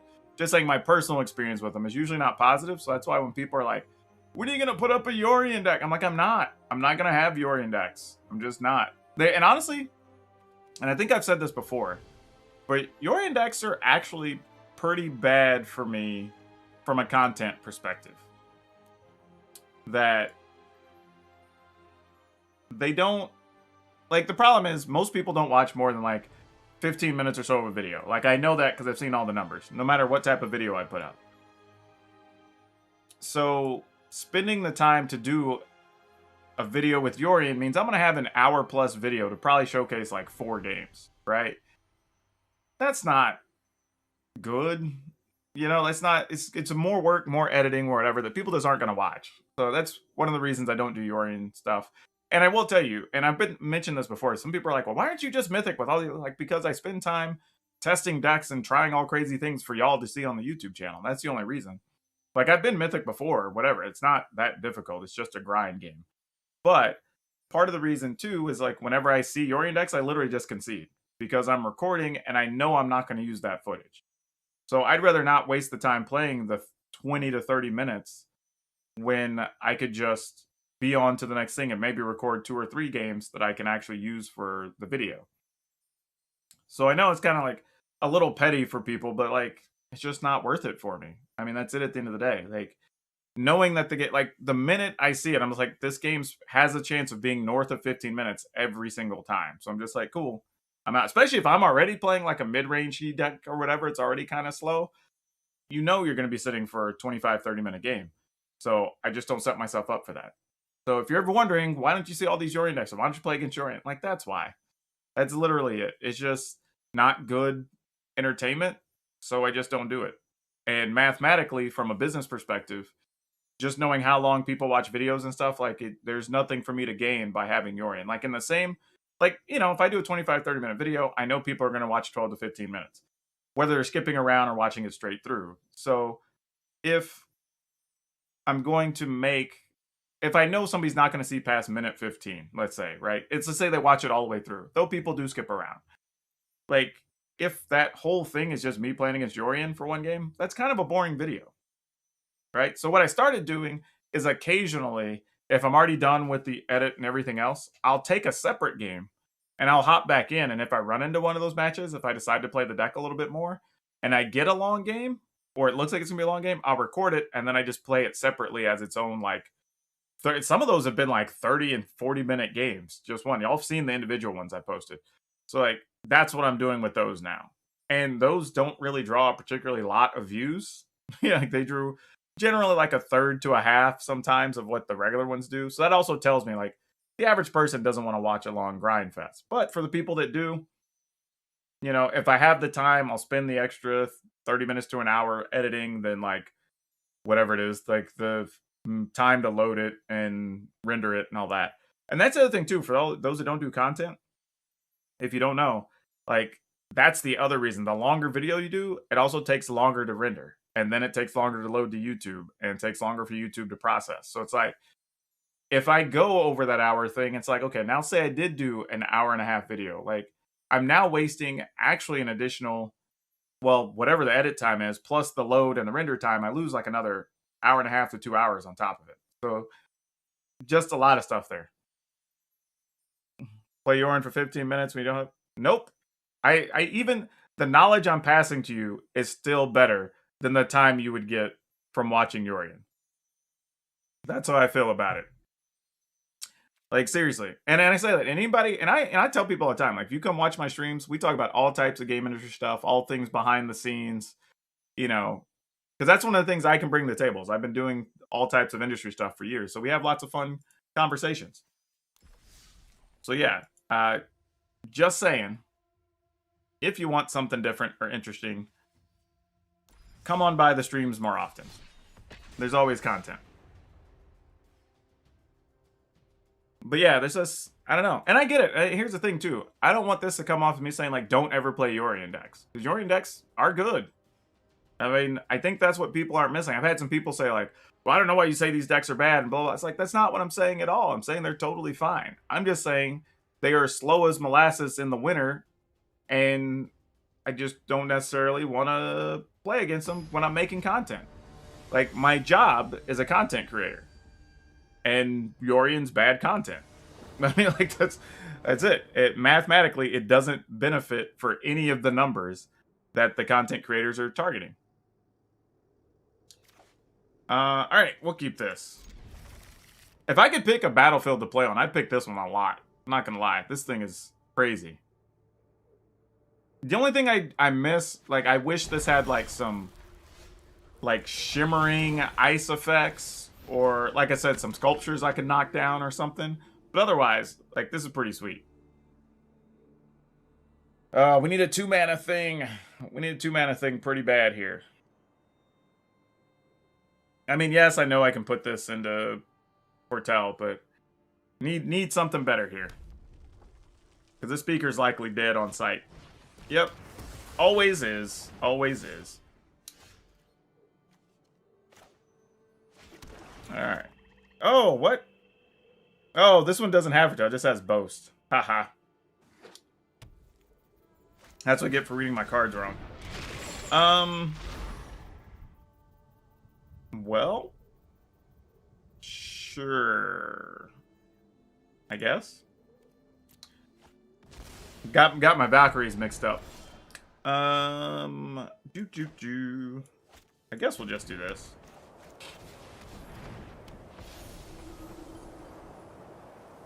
Looks like a Mario Kart track. Kinda. I see where you're coming from with that, though. Alright, this is probably dead, too. Yep. No surprise. Oh, jeez. Okay, well, sure.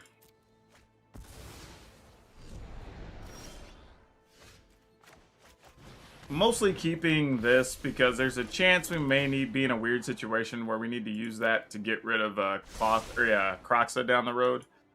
Opponent only has 4 cards in the graveyard, 2 of which are Croxa though. That's a 5th card. So they do have their 4 lands. Not good for us.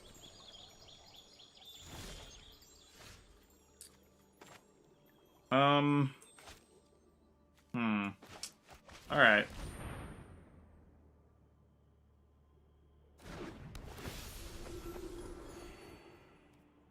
Gonna attack. And just pass. We're gonna end up discarding this Plains when they get their Croxa. Alright. So I assume they're gonna play Croxa this turn.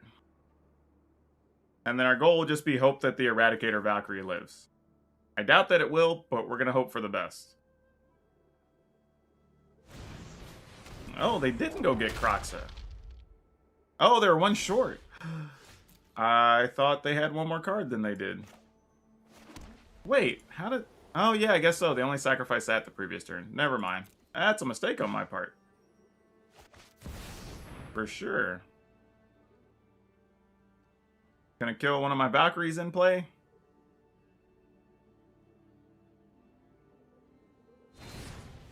Nope, just shooting us.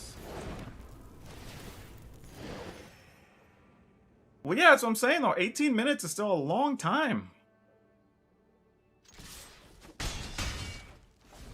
All right, I'm going to lose 4, so I'm going to go to 22. So I don't think I can get to 26 unless I draw another Righteous Valkyrie this turn. Or I have to get to 27.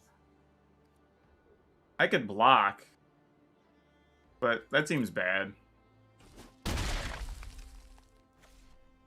I'll gain 4 when I attack, so that's 26 plus whatever I play. So whatever I have to block with could potentially be bigger.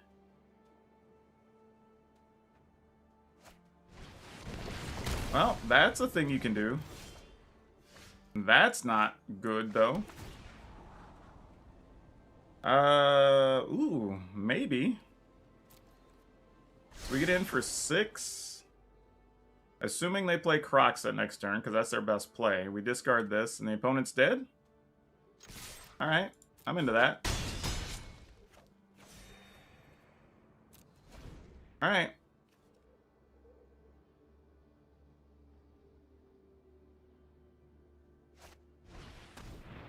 Yep, Duress is just a land there, friend. And fortunately, we have a haste creature on top, so we should be all set.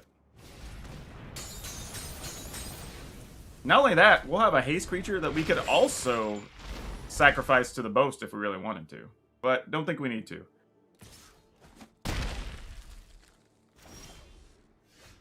Man, that is crazy. Duresh, man, whew, and double Croxa. And somehow we got out the other side alive.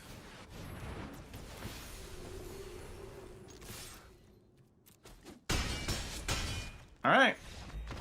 Well, Vengeful Reaper pulled its weight twice. Once being able to be foretold, and another to be able to attack.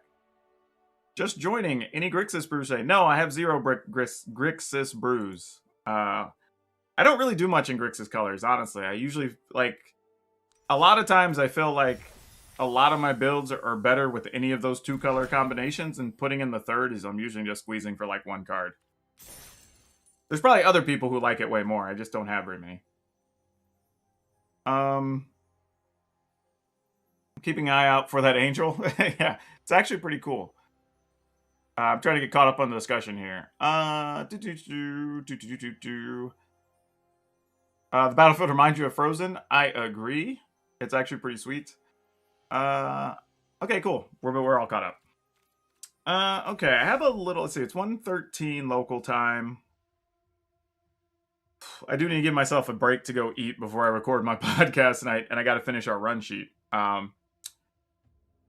So what does everybody want to see from here? Teamer Giants was one everybody had asked about, and we can go ahead. Let's do it. Let's go ahead and play Giants. Like, it's different enough that people haven't gotten to see a lot of the stuff yet. I will say, any of the other stuff you want to see, we will be doing streaming as well tonight. on my Twitch channel. I'm probably going to start the stream tonight around 8 p.m. Pacific time. So if you want to get on, come on over, come check it out. The link is in the description below, by the way, for my Twitch channel. And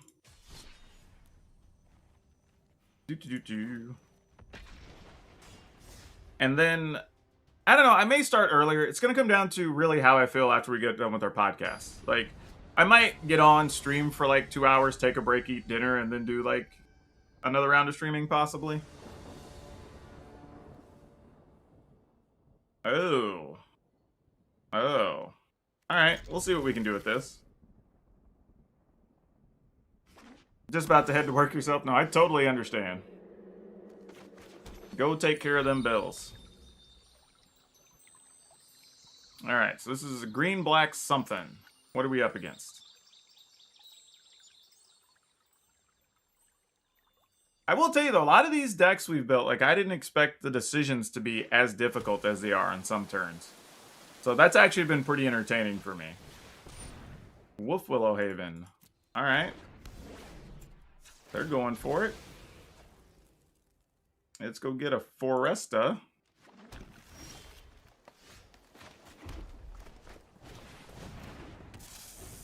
Alright, let's see how long this Cobra lives. They sure don't take care of themselves. Alright, come on, opponent. What do we got? A Maze Mine Tome. I did not expect to see that as the card that was going to get cast. And the Cobra lived? What kind of world are we living in?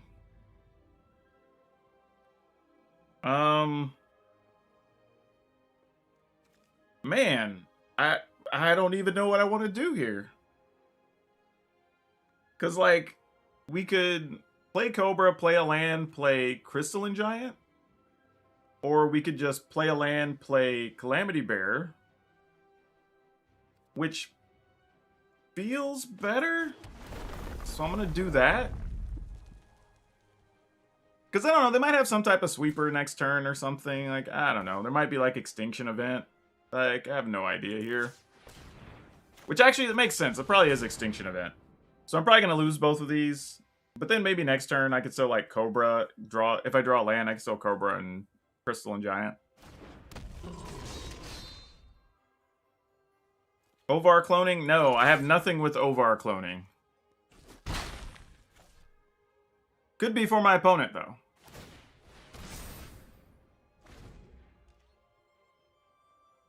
Yeah, it sort of feels that way, Leo. Like, I always assume the first mana creature thing I play is gonna die, so when it lives, it's all upside. Like, I literally keep my openers just like, alright, assuming this dies, what can I do, right? See, I told you, there's the Extinction Event. We're just gonna draw a land, though. That's my plan. An untapped land, preferably. Come on, Dad. That is not even close. Not even a little bit.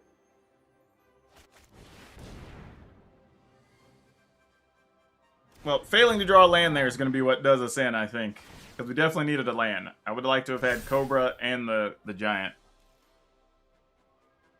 Well, yeah, and that's why I considered the previous turn to just go ahead and play the second Cobra, play the Crystalline Giant, then if they got rid of both our Cobras. The thing is, though, if we only draw a land, I can still play Cobra and something the way my hand was set up. So I'd rather just have the second Cobra in my hand for later. Also, randomly, we got the +1/+1 counter, so it's not like the worst thing. But because the opponent's playing black, they can wait till we get our third counter and then just remove all of our abilities with the Heartless Act, which is kind of funny. Old Growth God. No! Destroy thing. Alright. Binding of the Old Gods. Fair enough. Well, Cobra into Cobra is not really what we're looking to do.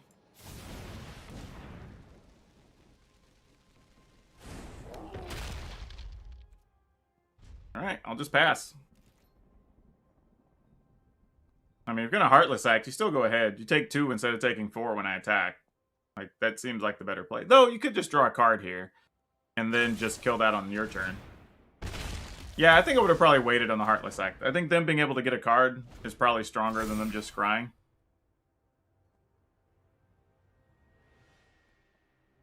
Kind of weird, though. I wonder what they're playing the blue for. I'm not really seeing anything, but they're definitely heavy on blue sources.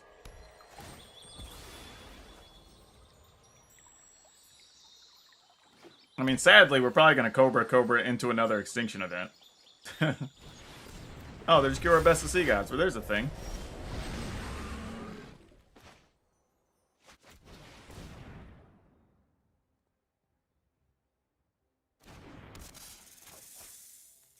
Cobra, make mana into a Cobra. And that's all we can really do here. I think we're just dead. I'll just give him the GGs.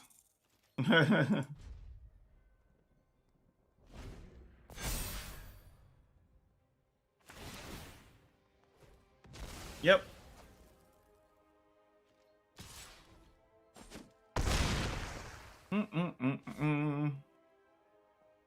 I mean, if they're really smart, they just gain control of our land. That's what I would do, because I'm stuck on 4. And obviously, we're playing some type of giants. But yeah, missing that land early is really what I think got us. That would open up the door for us to do a couple more things. But now we are in troubles. Okay, cool. I'm just gonna pass. Let him kill me. Take my land. There you go. like, like, don't let me play anything.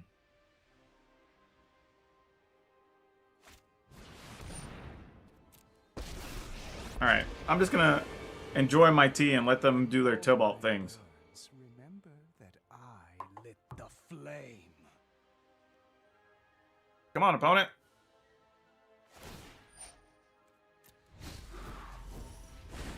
I love that they're playing like they're worried about something, but it's like they have all the cards and all the mana and the Planeswalker and like the 8/8 I can't kill. Like, come on. Let's do it. Alright, so the deck's doing something. I don't know what it is, but doing some different things.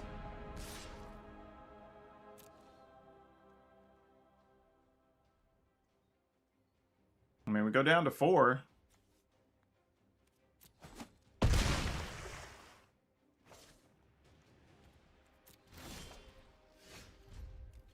Alright. Even though I can play this, I'm literally just letting my opponent do their thing because they're streaming. I'm trying to be cool about it. I just hope they do it quickly.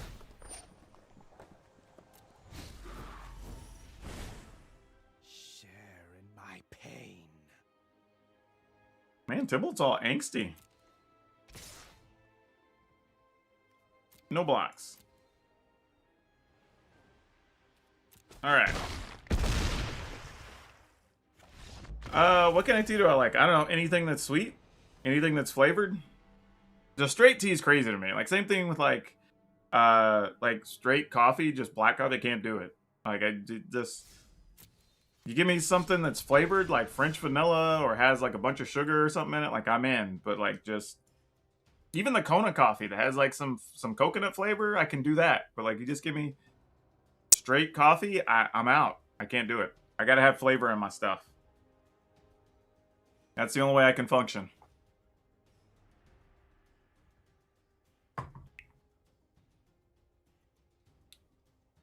Yeah, that was a weird deck the opponent had. I don't know what their like total game plan was.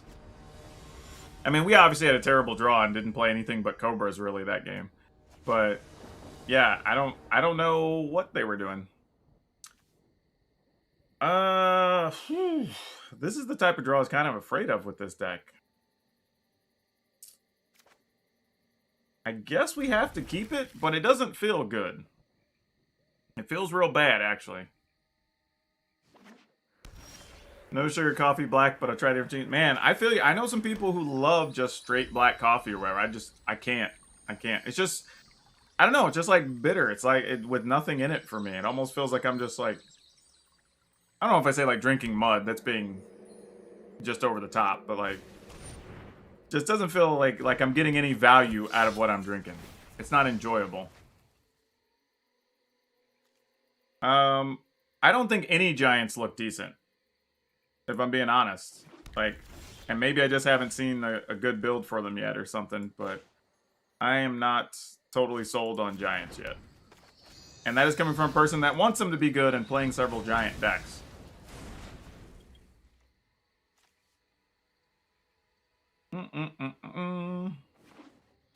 Alright. right, what are we doing now? All right.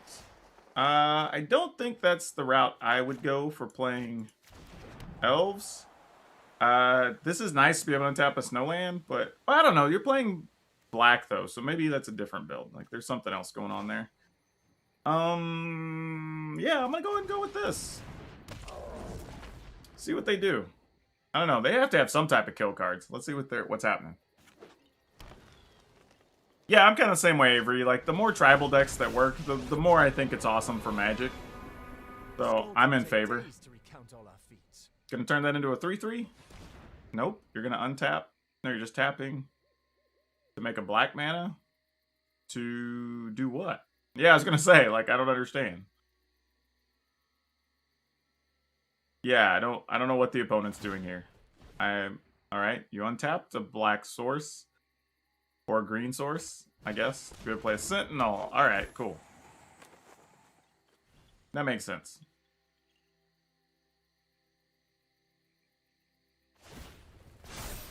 Bare your fangs. Alright. Now you have a 3-3.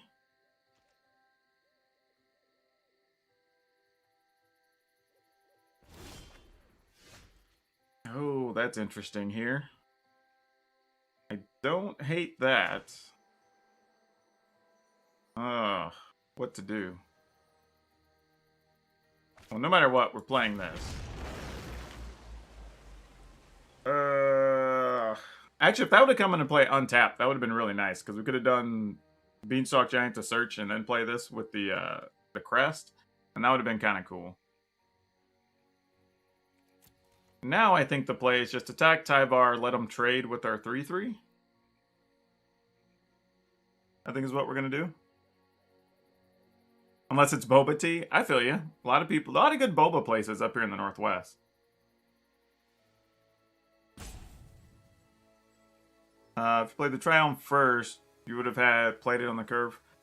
Well, I also drew a land after the fact. Or my opener, right? I was playing as though I didn't know I was going to have a fourth land to be able to untap with the Fable Passage. So I used the passage early, so I'd be able to use a giant and cast something on turn 3, which was more important.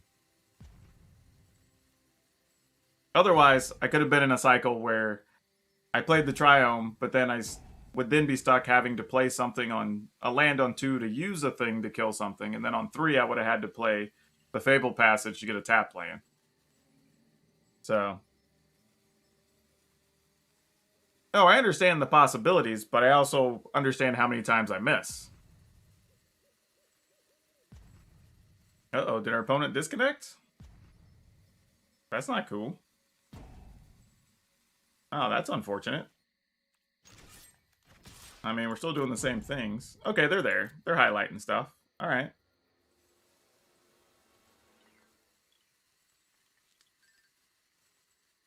Cool. Fair trade. Works for me. And then I think here we're just going to go ahead and play Bone Crusher Giant.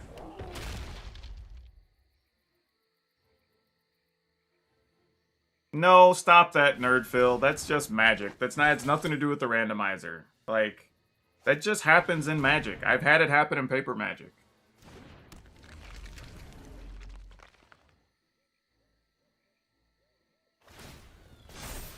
Come on, we can do this.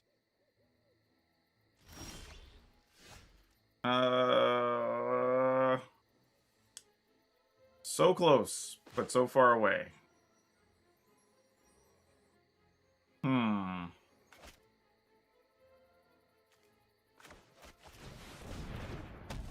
Though that being said, I think I also just didn't gamble nearly enough at this point. I could have done a bit more on the previous turns, and I didn't. Alright, well, we'll kill both of those. I don't hate that. Oh, no, I'm one short. Dang it.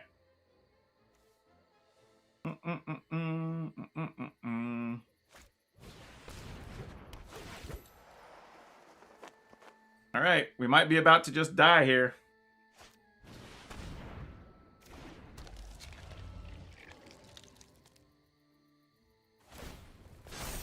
Yep. Strike like The cosmos. I think that's it, unless we get something to deal damage. Wait, why are they attacking? Oh, it has Death Touch.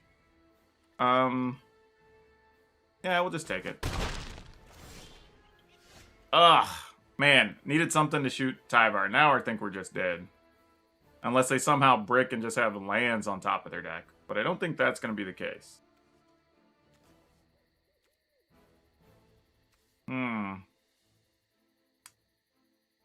I think what's the best thing we could do here. We could play this. Which I probably should have done a long time ago, honestly. Need more green mana, it looks like. Play this. Give us a chance to play multiple things next turn. All giant. This one you consider more aggressive. Like, oh, there's a lot of ways to play it. Like, either way, I think we just lost this game regardless. Like, our hand... This is... The thing is, we're all sitting here trying to make an argument for Giants, and I don't think Giants is good.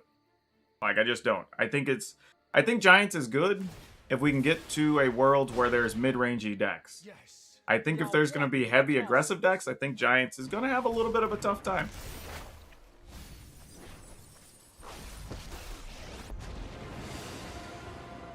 First we fight, then we feast. All right, so you got your Tyverkel back.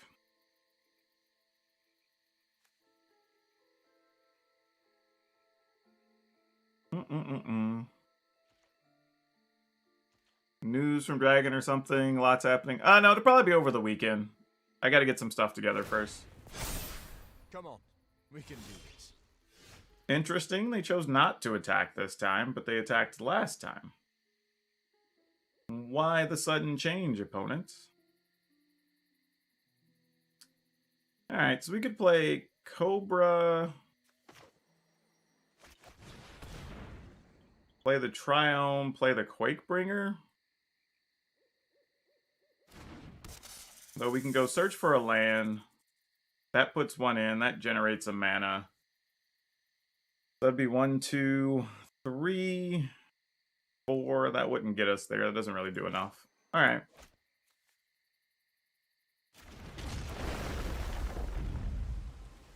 No, it's not going to do it either, though. Like, we're just... I don't like any of these options.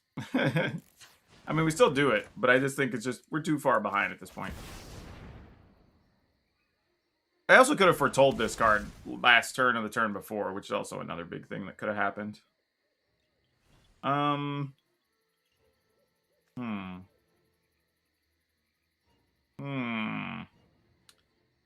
What else can we do here? This is gonna put a +1/+1 on each elf. No attacks. I mean, trading the Calamity Bearer doesn't do much here, I guess. So we just have to see.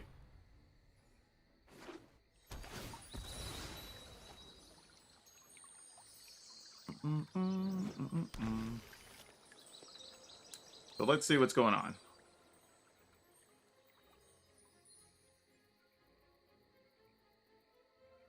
Come on, opponent. You've got all the gas. Let's do it. You're in the driver's seat. I saved a monster for you. Sure, you got a big old 10-10. That Cobra's done its job.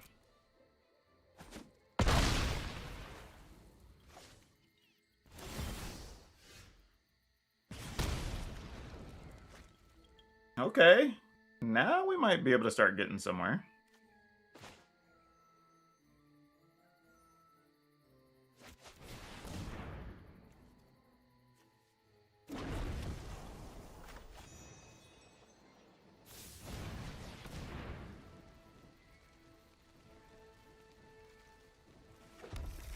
I mean, I say that. In all reality, I actually am just going to have to take damage here. Or, I mean, I'm going to have to block. So yeah, that really doesn't do what I want it to do.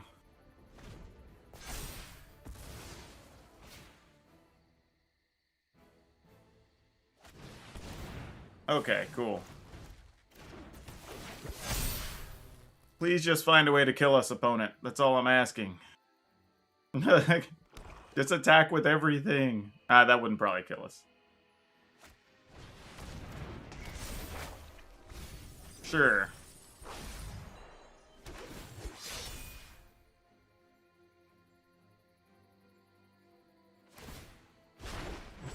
They will remember our names together.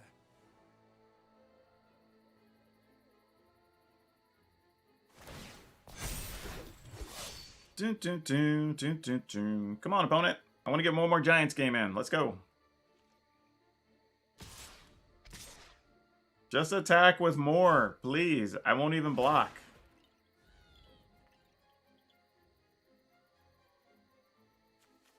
Oh, geez. No blocks. Come on. Alright.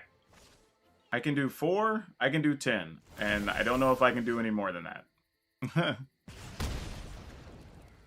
Nope. With that hand, I can't. There was maybe some off chance. I could do 6 here, put the opponent at 6. And I don't think we have any other real play, because we can't draw cards. Yeah, that's it.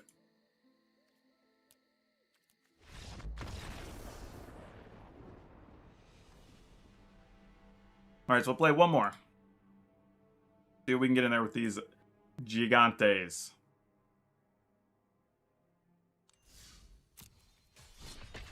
And it's tough because, like, you know, I can't be upset at, like, opponents not playing super quick, truthfully, because there's a lot of new cards, and, like, we're all rereading stuff and trying to make sure things do exactly what we think they do.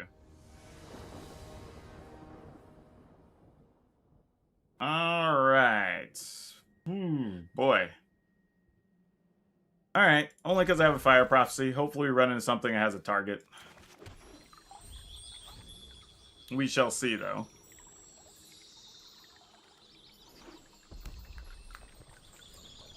Alright, snow-covered mountain. I gotta get used to what these lands look like. We're gonna need... We have a river glide pathway. We could get red from that, so I guess I'll get green. Oh, looks like that was the right call. Alright, well, we're gonna hope we get to shoot something with the Fire Prophecy. If not, we're gonna be in a lot of trouble. Yep, we're in trouble. Okay.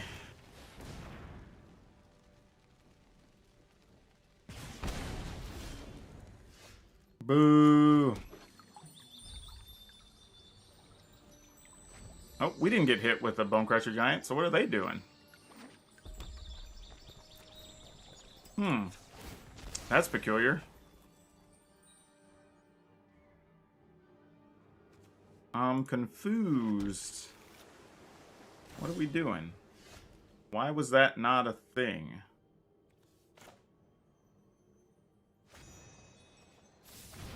I guess I'm gonna go ahead and just go get another mountain right here.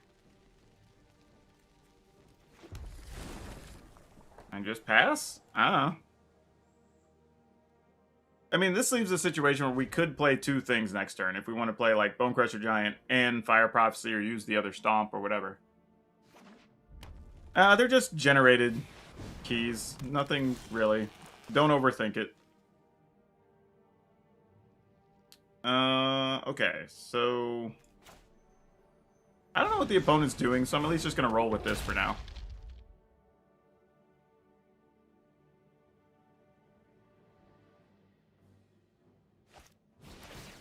Oh, they do have Fire Prophecies. Alright.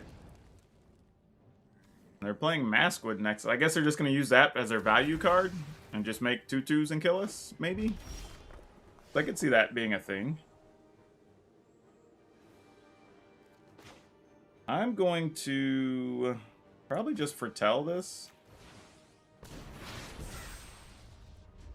And then when they make a 2/2, I'll just shoot it, I suppose. This will be one of the few ways I get to use these.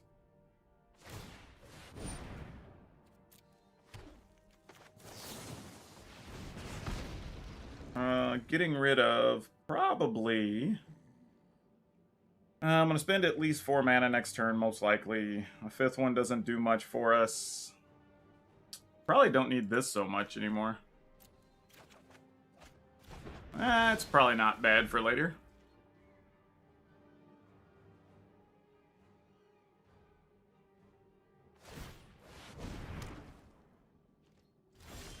Alright, so they've just outright played another one. Why?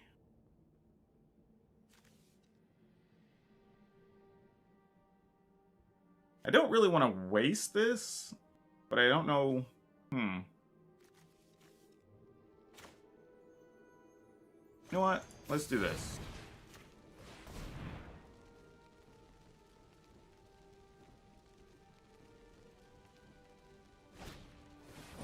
They're gonna Fire Prophecy their own thing? Sure.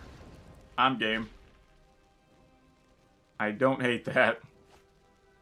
They might need to search those bad as we did, so who knows.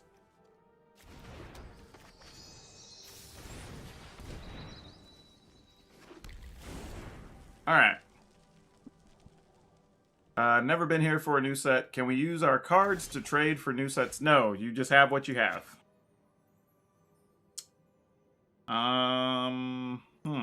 What are we doing here? 1, 2, 3, 4, 5, 6, 7 mana. We still have the Quakebringer we could play for 4. Alright. Let's do this.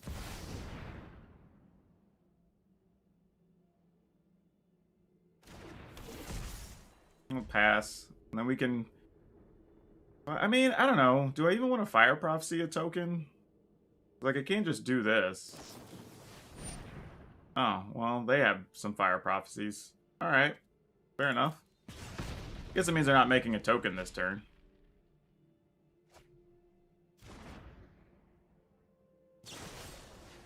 And a Frostbite. Okay. Sure. Why not? And they're gonna Bone Crush us. Okay.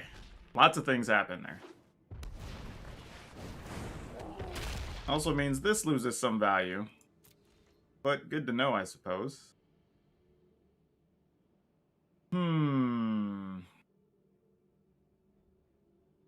Let's shoot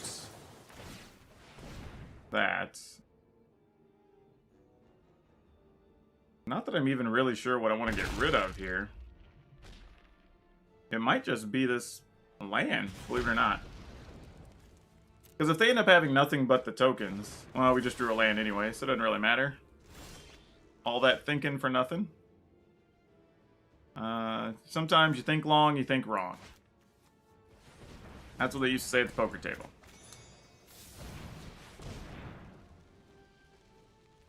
Alright, get my last basic.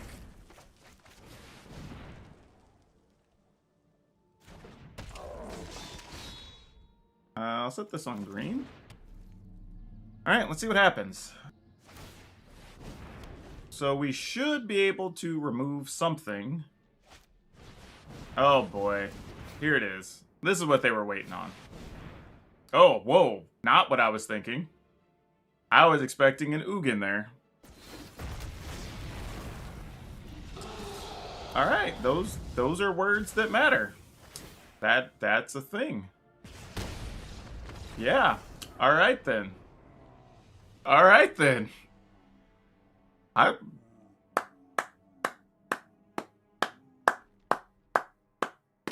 ain't even mad at it. That's actually kind of awesome. I'm for real. I'm not even remotely mad. That is cool as hell. I was like, nah, here comes an Ugin. And it was like, Death Bellows. Okay. I'm like, oh, guess I'm dead. That's pretty fantastic. I'm not even... That's pretty cool. That's pretty cool.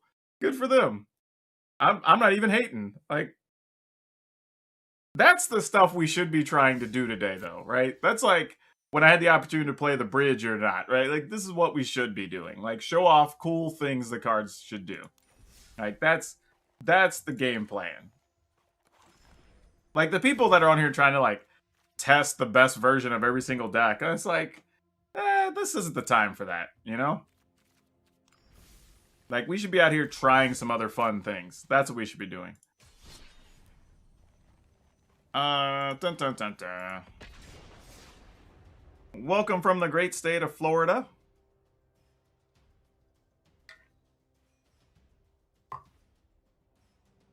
Well, the artifact makes all your stuff into the proper creature types. Then you go get everything, and then he's got Obosh, which makes everything deal extra damage. So then you attack, you have your triggers, and then you blow up everything.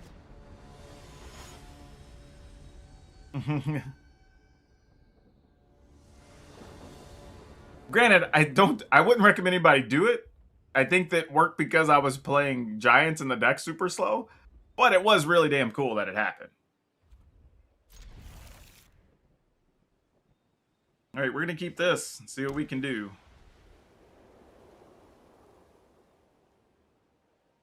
Oh, the opponent's definitely not passing here, it looks like. Okay. But yeah, like I said, if y'all want to see a bunch of different decks, I'm going to be streaming again tonight over on Twitch. So check out the description. Follow the link over on my Twitch channel. I'll be over there after I'm done recording my podcast this afternoon. Ugh, this is going to hurt.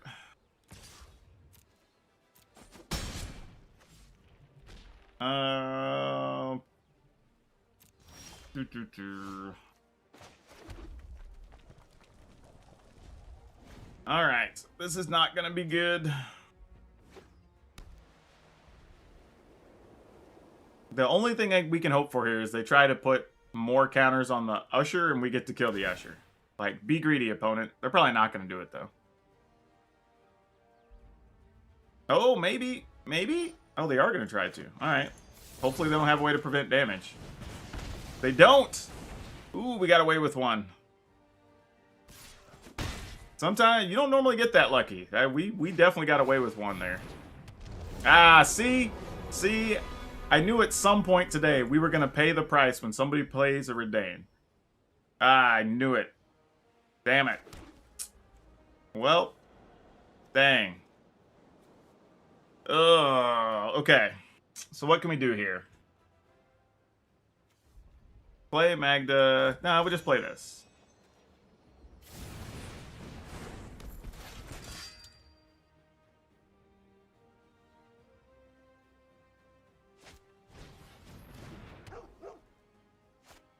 Yes, but you also have to resolve your spell. Like, if they played something on top, there's things that can even keep you from targeting it and all that stuff. Like, that's what I'm saying. When I say protect, I mean just protect in general. Like, there's a bunch of things they still could have done.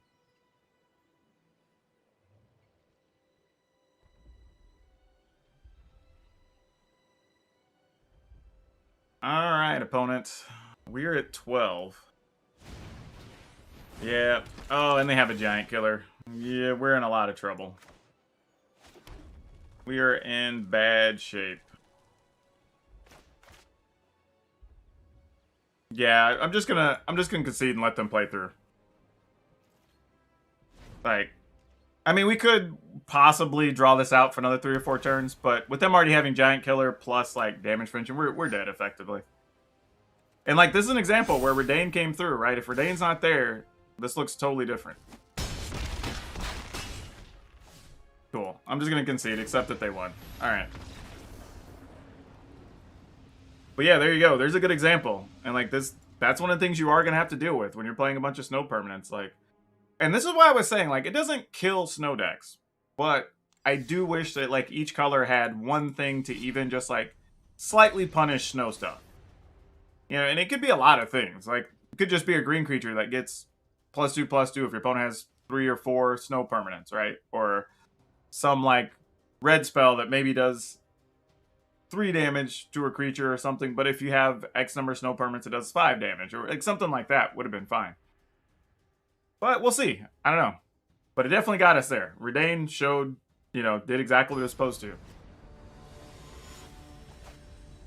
Because if we were able to play anything else, we'd have been much better off. There, we just got wrecked. Our hand was actually slowed up significantly because of that. Okay. Man, we haven't gone first in a bit. I just realized. We went first for like our first 3 or 4 games and then none. Skies, I don't think you want Snowwalk. I don't think you want that. Like, that's too, like, that's like, I don't know, square peg, round hole. Like, you can get it in there, but it's just like, it's too clumsy. Like, you just want something more interesting and elegant and adds decisions to the game, I think is what you want.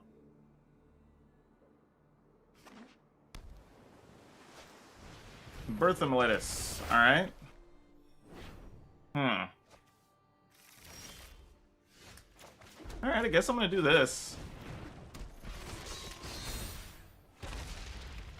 Man, I'm not supposed to draw all the big dragons opening. I want to draw them later. This is not what we're supposed to be doing. We weren't built for this. Alright, I guess we're gonna attack.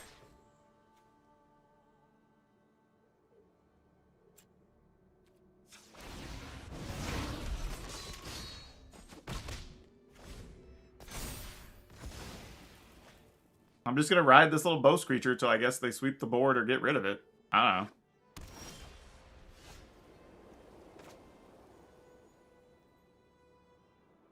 I feel like we're gonna get caught by them, like... I don't even know. Like, where are they gonna flash in here?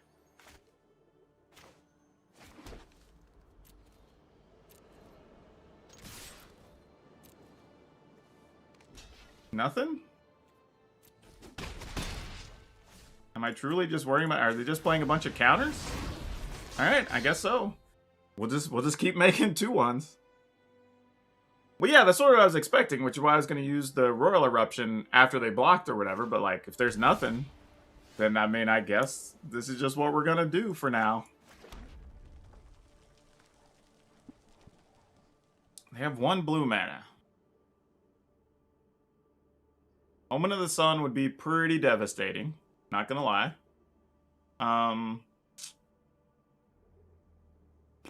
Do we just try and resolve a dragon? We have 2 dragons. Let's maybe as well try to resolve the first one. It's probably not gonna make it. Spring Thaw thing. That would have been kind of neat. I mean, I can't imagine we're gonna resolve this dragon, right? Okay, that makes sense.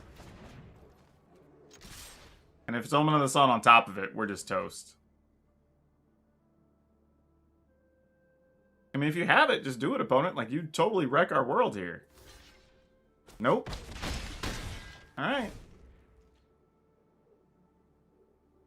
Weird, but okay.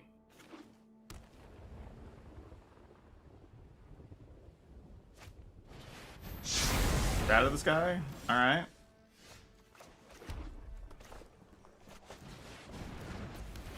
Alright, we get in there with dragon. Big haste dragons are always awesome.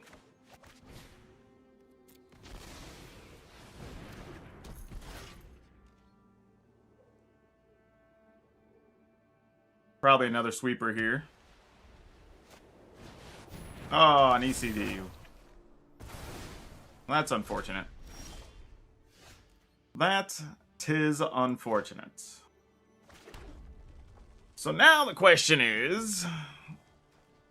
Do we want to play... you know what? Let's do this. Just put max pressure, because this is its own clock, really. And then we can just save Terror of the Peaks, like, for next turn. So now we have the land, we have Royal Eruption, we've got Terror of the Peaks. So, like, this should do it.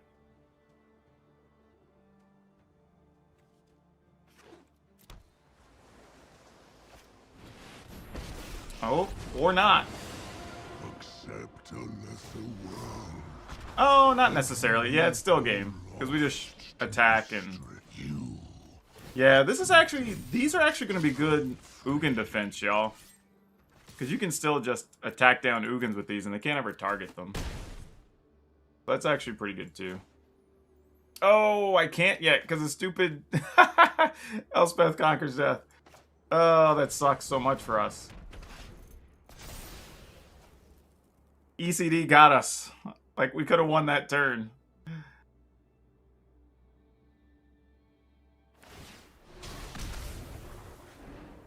My flames burn beyond perception.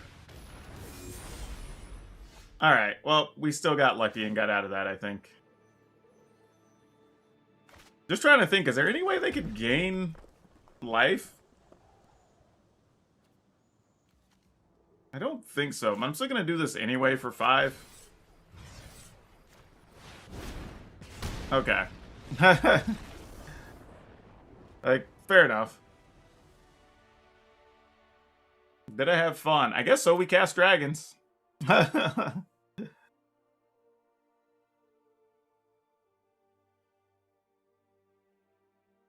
do you mean the land has vigilance? Pull. We attacked with the land. I understand it has vigilance. I had 2 and 1. That was only 3. So I needed a 4th one to be able to cast it. Because I had Elspeth Conquers Death out, I was mana short of being able to resolve it.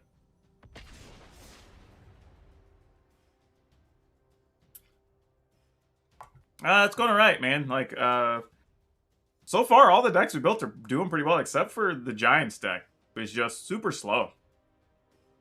Like, and that's sort of what I expected, though, so that doesn't really surprise me. So, there's probably a build out there that works, but it probably doesn't play a ton of Giants. It's probably like a Giant build with like 12 Giants, and it's just super control-y. And that's probably the way you end up having to do it, I think. By the way, y'all keep asking for historic content. Like, if you want to watch historic stuff, go watch Matumbo. He does, where I do a bunch of historic stuff, he does a bunch of standard stuff, he does a bunch of historic stuff. So go check him out. That should help you get your historic fill for a while.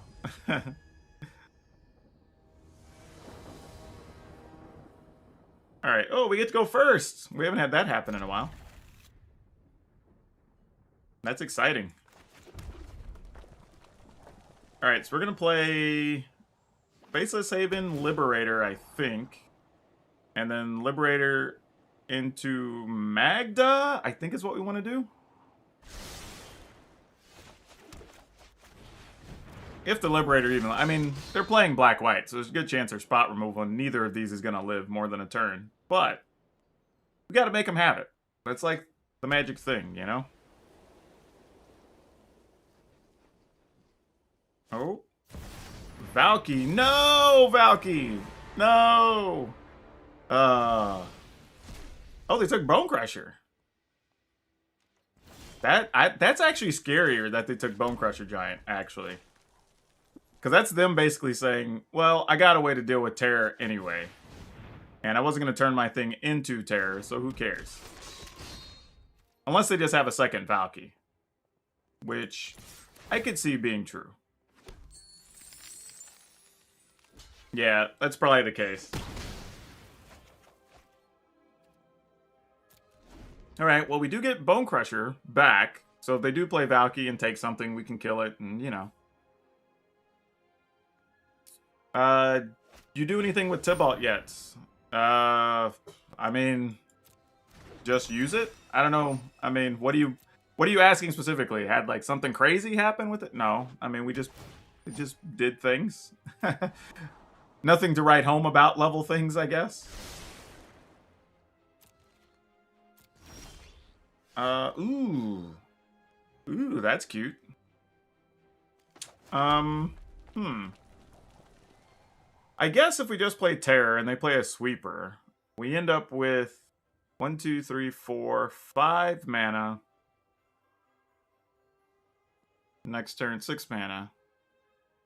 So if we drew a land, no, still wouldn't be enough. Because we're going to use 1 to do this if we do that. Good Vadric, but then we don't get anything. Blah. Alright, we're going to go ahead and Terror, because why not? What else are we going to do?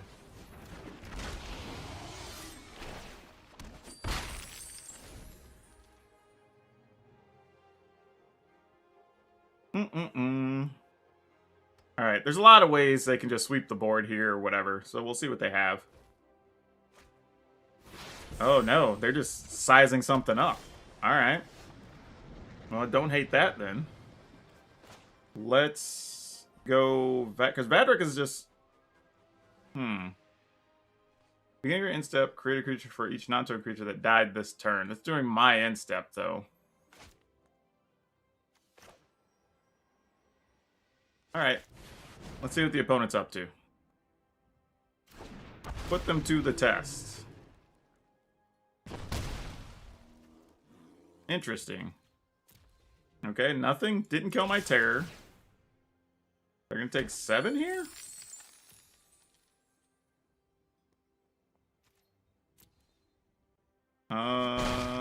Okay. Sure. Nothing died, so we don't get any extra treasure tokens.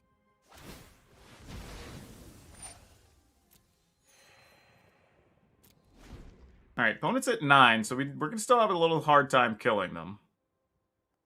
But we can shoot them down to 7. We can attack them down to 3. And then that means they either have to deal with our Faceless Haven, or... Okay, yeah, there's a Doomscar. We knew that was coming.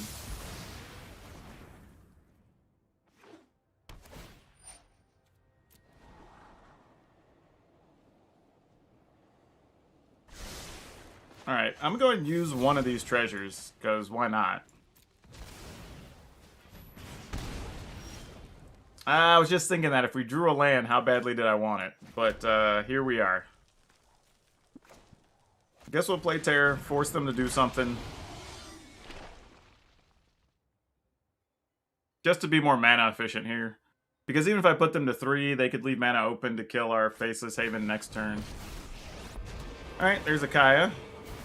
If the job is wrong, when I say go, you go. Ooh, so we can tap 1, 2, 3. Activate this one.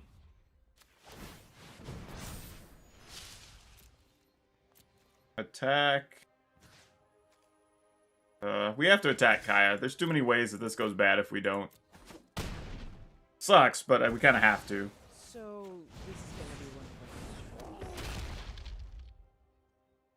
I think I just had a package delivered, y'all. I may have to, like, pause to go check out the door. Hold on a second. I'll be right back.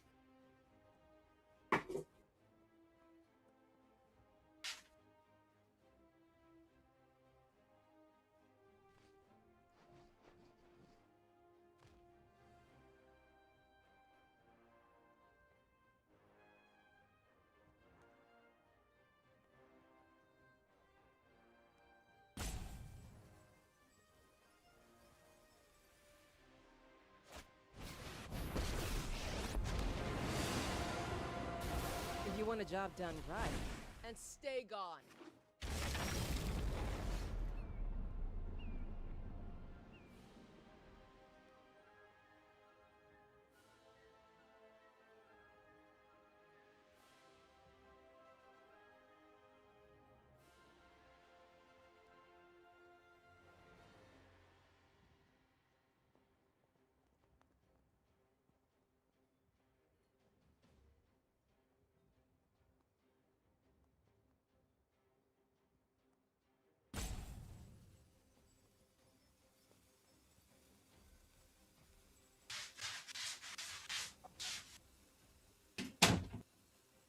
Whoops.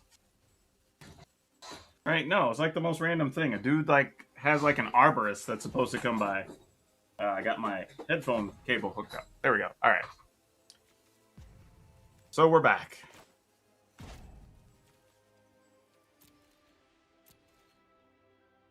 I don't know what happened there. You got skip phases or whatever. So anyway. I know Ollie's just going like, what happened? I was like, hey, I had stuff I had to deal with. Though, if I got to play this through, I think we had a chance we could have probably won this. But now we're in a situation where we probably can't. Cool. GG's.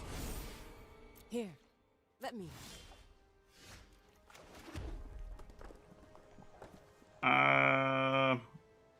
Yeah. Well, I'll just let him play it out. I just won't do anything. But yeah, so the deck actually so far is actually pretty good. I think we're in a good spot to win this one. So no problem there. Yeah, I noticed, but it's like I didn't know what phase we were in when we got back, and I just wasn't paying attention, and we're getting roped. So I mean, I could have played a second Terror there, forced them to do something. You know, there was options.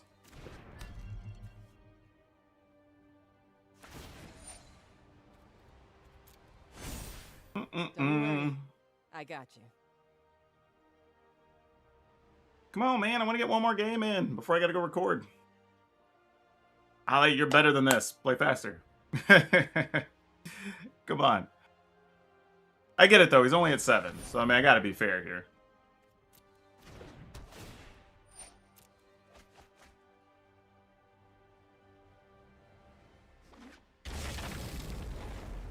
Do, do, do, do.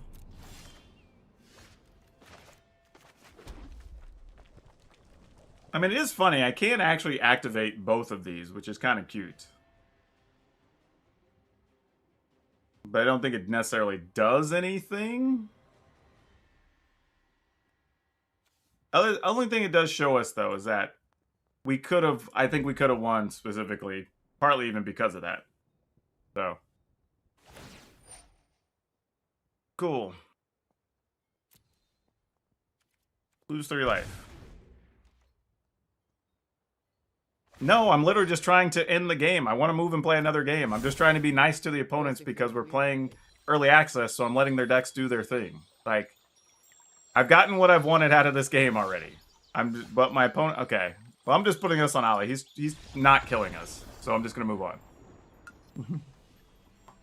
In a normal day, on a normal game, I would play completely differently.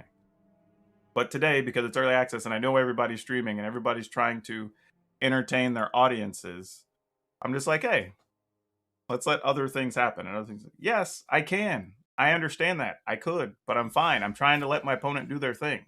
Like I said, I see ways we could win. It's not about like having to get the physical win every time. It's like, do I see the path that our deck could possibly win here? The answer is yes. Now I want to see what my opponent's deck does, because we also, like, as much as y'all are viewing, I'm also viewing, and I kind of want to see sometimes the opponent's deck do the cool thing if they're playing with new cards.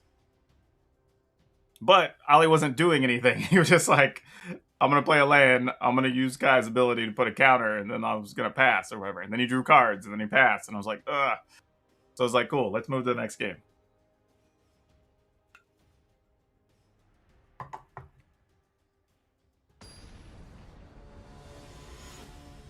But like I said, it was just like, was there a realistic chance we could have won? Yes. There was a couple of paths there toward the end, and we saw that. I think, like I said, if we're playing competitively, then like, yeah, sure, we're trying to win, and we'll be doing something else. But like, here, it's like, no, we're just trying to, like, try new cards out and see fun things happen. That's what today is all about. And the fact that this deck can actually win against different things that are sweeping the board and doing stuff like that's awesome, right? That we now know that. Because we didn't know, right? Like, this is a crazy build. We're just trying something, you know, getting weird dragons into play we never get to use. You're thinking about... Oh, also agree that sometimes seeing a deck do some cool things is better than... Yes, absolutely. You're thinking about streaming, but in a fashion where it's very casual, doing imitations and accents and just being like, there's nothing wrong with that. Like, there's people that do streaming for all different types of stuff. Like, if you find your niche and you do it well, then enjoy that niche and kill it, you know?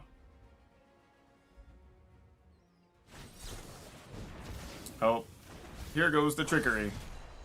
They got another trickery. Okay. So they randomly got one that hit a trickery, and then they're using that to counter the other trickery? Is that what we're trying to do here? That's kind of funny. Oh, but you can't because the other trickery is already resolving. So you get nothing out of it. That's awkward, but okay. I was wondering what they were doing. Yeah. Like, there you go. Oh, thanks for the donation there. That $5. I appreciate it. Yeah, so whoever was... Okay. Now, here's the other thing. This is like the bad side of what happens, right? And I didn't even get my opponent's name there. I probably would have reported it. It's like, if you're going to play the crazy combo thing on the day of, and your combo just doesn't work, like, you need to at least play through a couple turns, right? Because otherwise, that's just bad form on a day like today. Now, again, in a regular tournament or something, I don't mind one bit. But on a day like today, like, we're all streaming and trying to entertain people and show off new cards and be a big promotional thing for Wizards and all that. Like, To just be like, oh, well, I didn't get my big dumb thing from my trickery, then whatever, I'm scooping. Like, that is that really what you're going to do? Like, that's not fun for your audience. That's not fun for your opponents. That's not fun for your opponent's audience. You know? Like, you made the decision to do that. So, like, now you got to play through a couple turns and live with the consequences. Well, there's a bunch of... It's human token with numbers behind it. A bunch of us have those today. So, it's not the same person. But like I said, I'm not upset that they did it. It's just bad form. Because it's like... You're basically saying, like, well, unless my deck gets to do the big dumb over-the-top thing on turn 2, then I'm just going to scoop. Right? Like, that's like, what's the point then? But, for people that were asking earlier, like, the trickery does have those type of fail cases, which are probably going to happen more than people want them to. Okay, we'll keep. This is at least functional.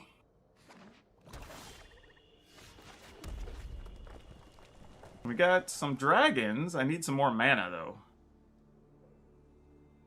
I'm probably going to Bone Crush something. If we're lucky.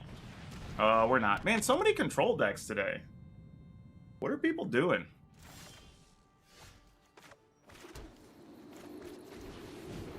Which, you know, don't get me wrong, it's all fine and good. I mean, control decks are fine, but not on a day where we're trying to showcase things. But who knows? Maybe this is like the 4th deck this person played, and I'm just running into it. You know, I guess that could be reasonable too. Turn 2, conceded 48 lands, 4 Stone Coils, Tybalt, 4 Ugins. Yeah, but that's still bad, right? What if you hit a Stone Coil? Then what? You know what I mean? Like, okay. You got a 0/0 Stone Coil. Like, is that really worth it either? Like, that just all sounds bad and boring. And so random.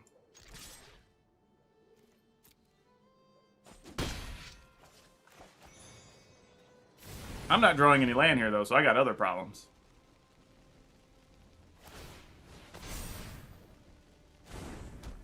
Alright. Well, we'll plan for an extinction event here, because that's the thing that makes sense.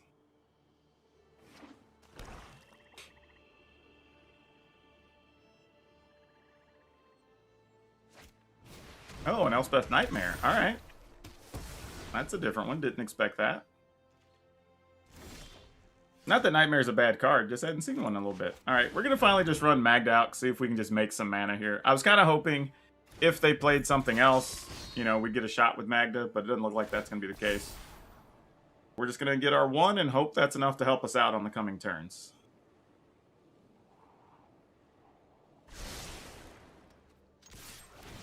Hey, some people do meme for views. I'm not one to meme for views. Not my thing. Y'all just get my authentic self and content. That's all I can do for you. All right, opponent, you got a smorgasbord of things. Not really, because you can only take non-creatures, so you can only take an Embercleave.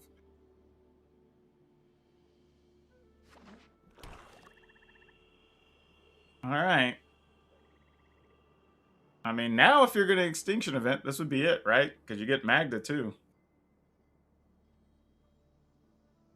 If I draw a land, I really can't do any damage next turn until post-combat, which isn't really where we want to be.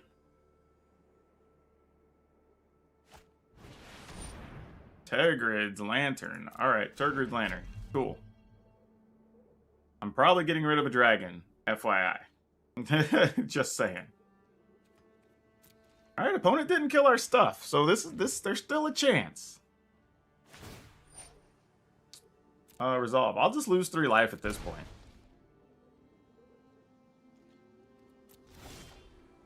Ugh. Not great.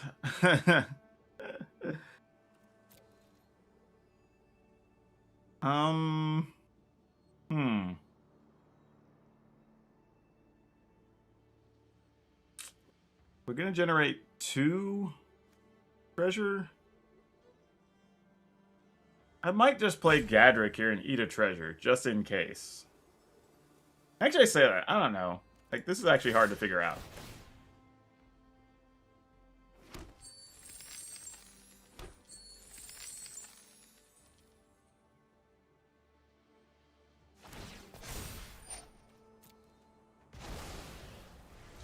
No, I want to, if I dragon, I want to be able to do it pre-combat.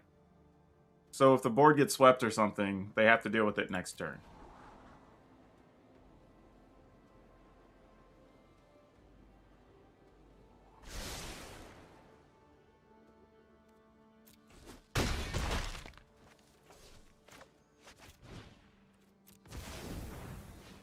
And then if I draw a land,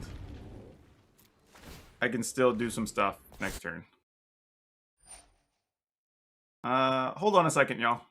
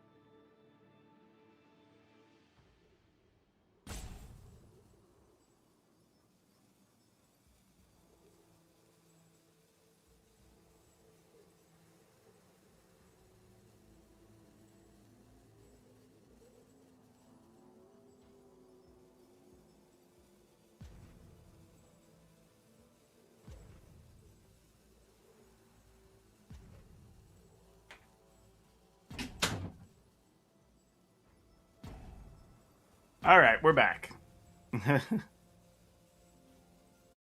It's like everybody knew we had a stream going on today. All right.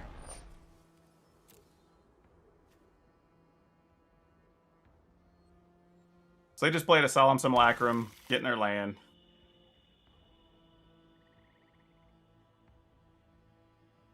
This feels not bad. I mean, because we could shoot their Simulacrum and maybe get in for... Because this is also like when a creature dies, right? Yeah, not even when your creatures die. But it's during your end step. So we'd want to kill it on our turn. But our Gadrick could also just die to spot removal. I'm just going to lose 3. Like, we're still in this. We ain't giving up yet.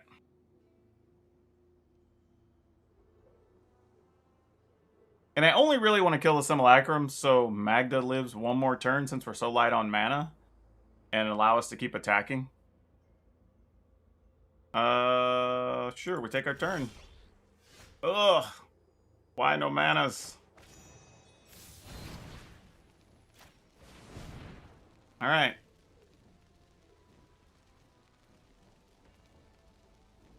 Oh, they're gonna kill our Gadrick? Or were they just checking it? Because I don't blame them. Like, I check the wording on cards a lot. I always have people ask me, like, for as much as you play, why do you, like, read everything? And it's like, cause, like, there's a lot of words on Magic card. Like, I actually read something today that said Kaldheim has more words per Magic card than any previous set. Which I don't know if that's totally true, but it's believable with the amount of things some of these cards do.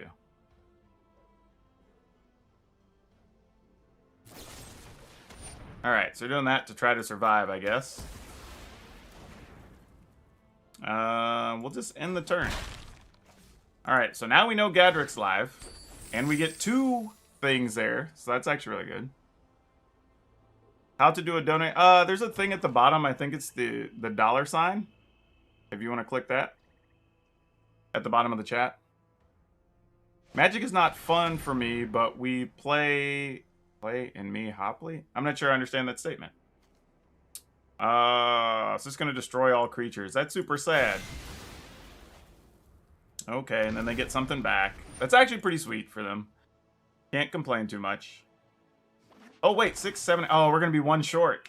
I was just thinking, like, we could almost play Terror and Gold Dragon, which would have been great.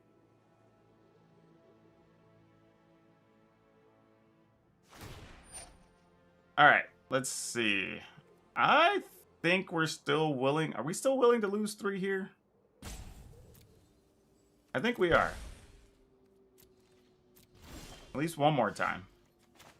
Alright, so now we have 9 mana. We can terror. That's 5.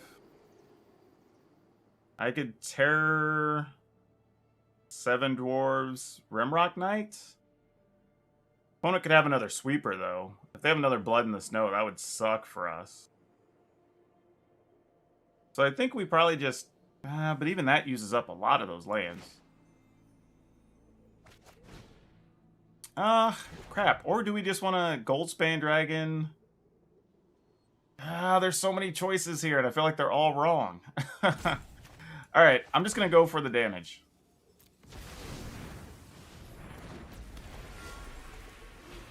When it leaves us 4. Oh, the opponent didn't have anything, so do we just Rimrock them? Alright. So that's 6. And we get our gold back for it, our treasure. Yeah. Alright, let's see what happens.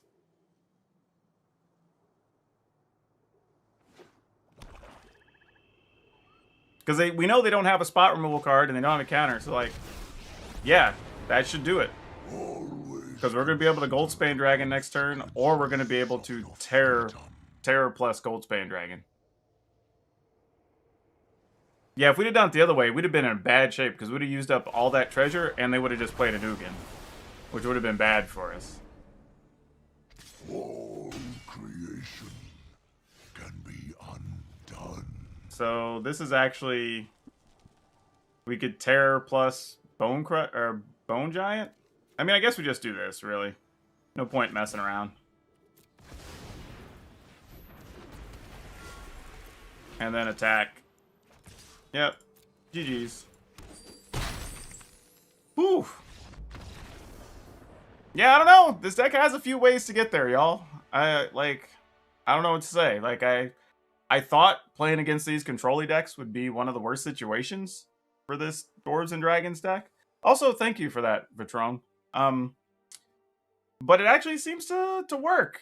I don't know. It's I don't even know what to say. Like, it seems clunky. Like, it shouldn't do anything. But it kind of does.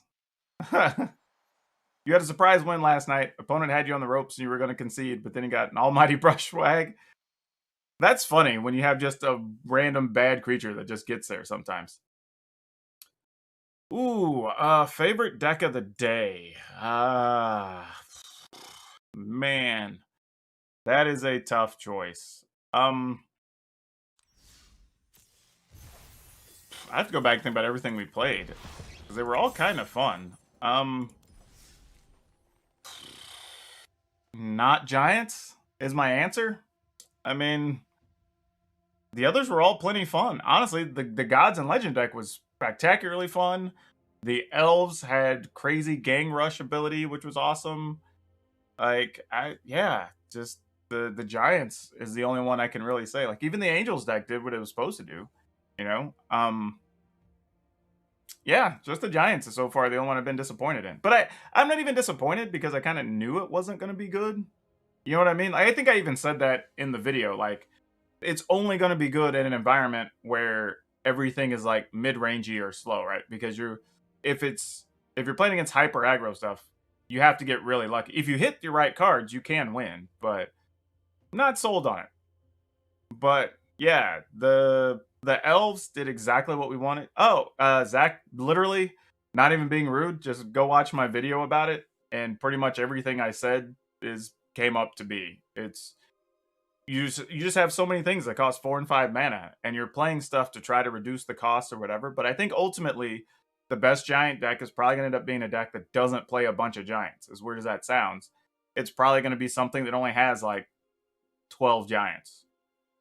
You know, and that's probably going to be your best Giant deck. And then the rest is just going to be like some type of control elements, maybe a Planeswalker. Like, I don't really know. That'd probably be something.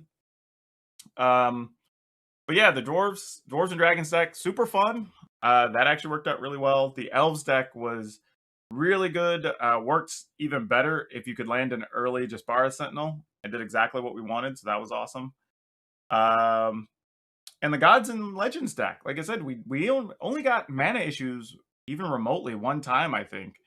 So that's actually pretty sweet with that deck, considering we're playing multiple colors and some stuff that's like double mana, different things, and all the cards really did matter. No, I probably won't get a poison win. My prediction is you're only going to get poison win once out of every like 10 or 12 games with that deck anyway. You're just going to kill your opponent before it matters. Like 10 poison counters. Like, because here's the thing, right? If you're in a situation where you have 5 creatures that get through and you have the poison creature on the table, Finn, I think it is, like, your opponent was probably going to die anyway. You know what I mean? Whether it was poison or not. Like, because your creatures, you're either draining with the 1/4, or you just have a bunch. You have, you know, the Nighthawk that's like 4 or 5 power attacking. So like, like you can't. Again, I will refuse to refer to that as a poison deck. It is not a poison deck. It is a Death Touch deck that has a card that has a poison option. If you had 2 or 3 cards that said, you know, give poison counters over, I'd probably be on the boat with you. But that's one where I'm just like, it's still just a Death Touch deck.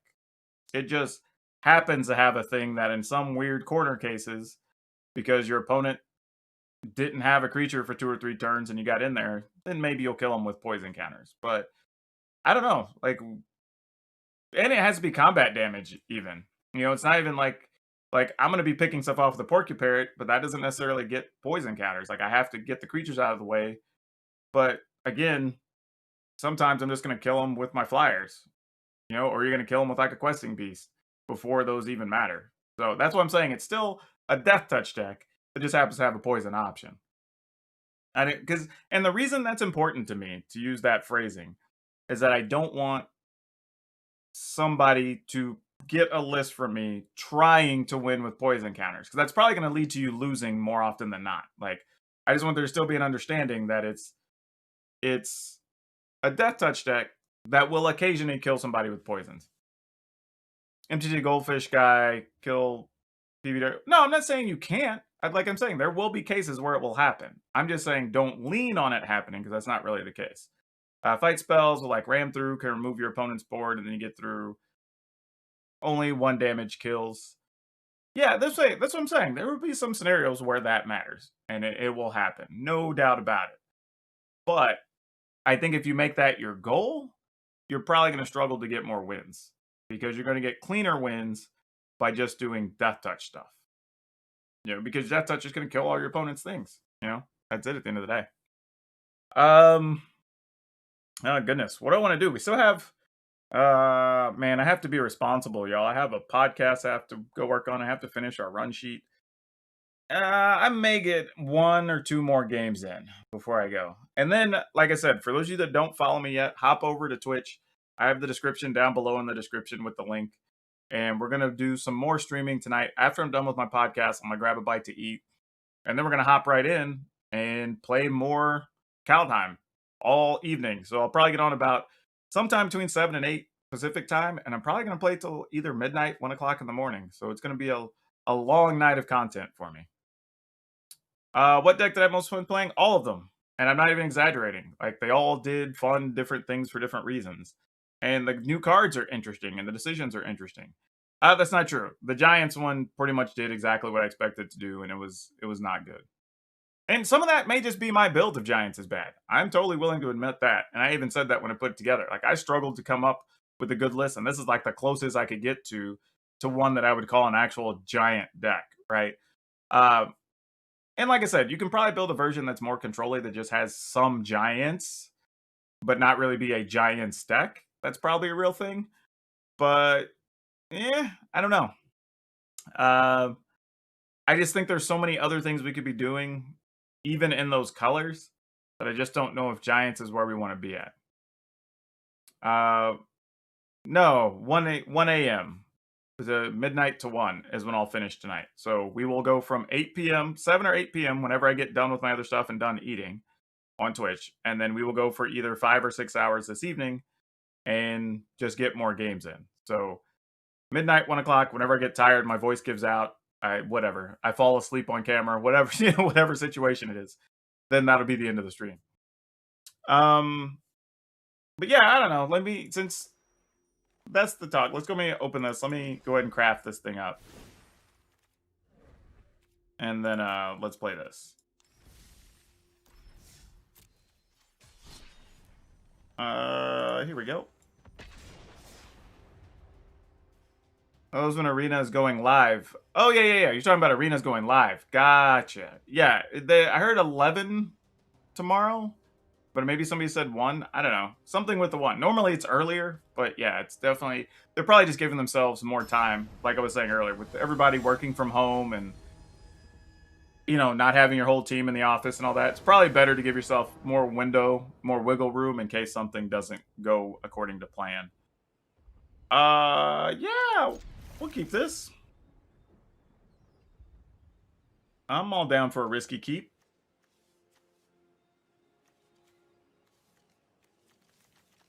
You know, this is a little weird, but like the artwork on these pathways for Zendikar looks more fitting than the artwork for the Kaldheim ones. And I don't know why that is to me. Because it shouldn't be a big deal or any real difference at all. And I think, man, I don't know, maybe it's just I've gotten used to seeing the previous pathways already. Okay. Well, what do I want to do with this? This one's going to be on green, I imagine. I guess I'll go ahead and play this. Not really my whole goal, but like... I figure if I get the 1/4, I can attack with both and drain, and that slows the opponent up, maybe.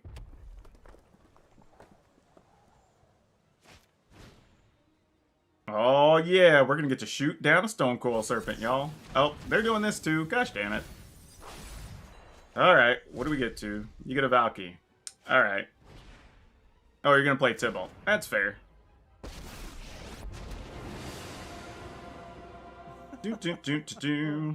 Let fire rage within your heart. Do your thing, opponent.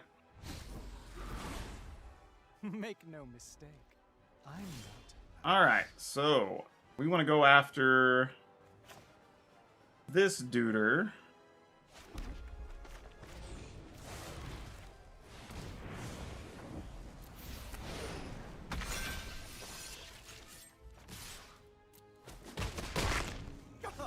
You can hit harder than that. I mean, you can exile our Porcupine and kill the Tybalt, but I don't think they want to. Well, we gotta get another green land for the Questing Beast to come through.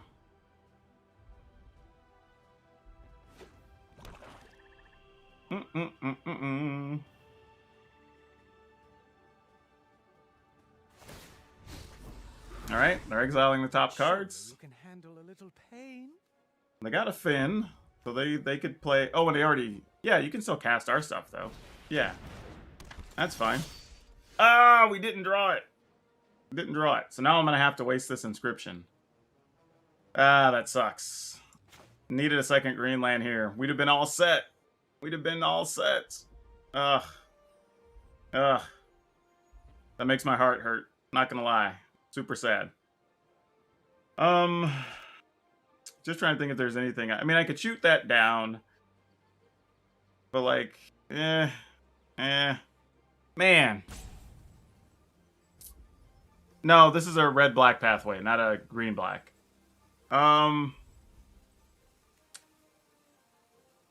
Jeez. This really does matter here, too. Like, I have to be really careful here.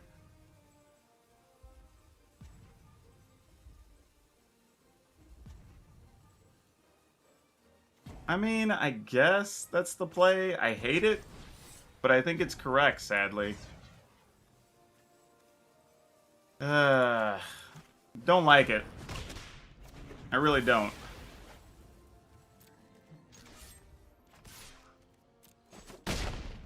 Watch the outfit. It's borrowed. Guess it really doesn't matter. I really just want more green mana at this point. Or, actually, if we'd have drawn Zagreus, would have been fine as well. Because Zagreus would have one-shotted Tybalt. So we had answers, we just didn't get them. So though, and this is what I'm saying, like, though the trickery does some big things, you have outs. Like, we had reasonable outs that are totally worth considering, you know? Alright. What do you get this time? Ugin? Nope, another Valky. Well, sadly, they're probably just going to take our Questing Beast. Oh, no. Well, I don't know. Maybe you play another Tibalt. Yeah, I was going to say. Maybe you just want it. And then use the other side again. Through my disguise. Nope, I'm going to kill that. Makes sense. Alright, Green Land. Here we go. Here we go. Come on. Ah, dang it. We just can't win, y'all. Like, we had opportunities. And of course, watch, we're gonna flip 2 green lands.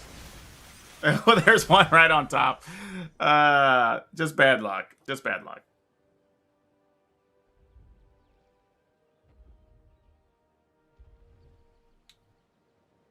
Dun, dun, dun, dun, dun.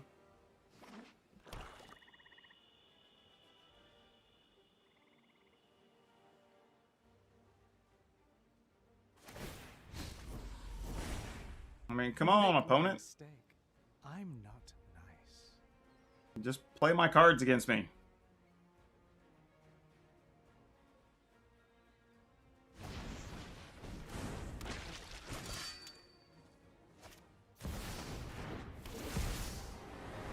Alright. Well, now I need a kill card. That's not gonna happen.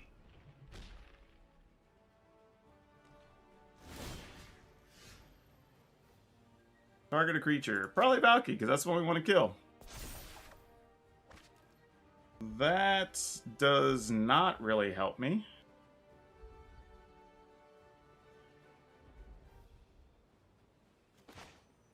I mean, I don't know. I mean, I guess we got to do it. It's less than exciting, but I mean, you know, it is what it is.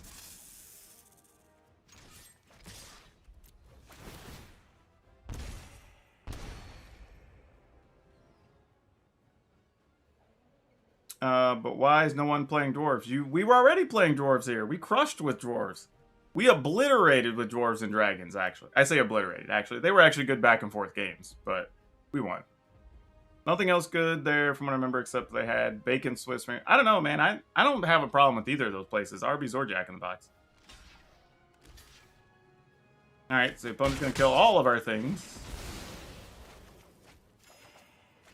Oh my gosh, deck. Why? Why?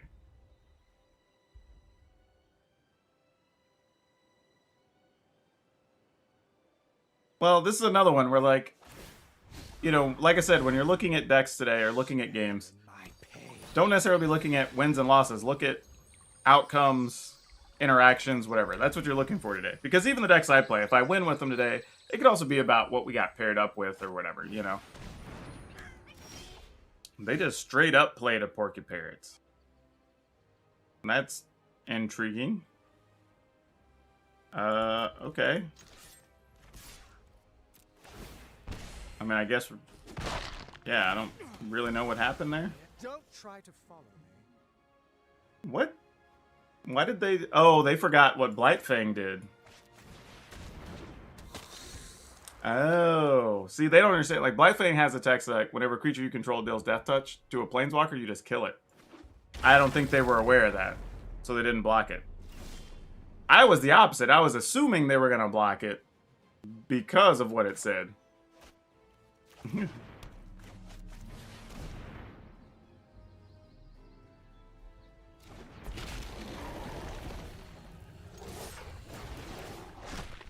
Which, all things considered, just means we kill the Tibalt this turn.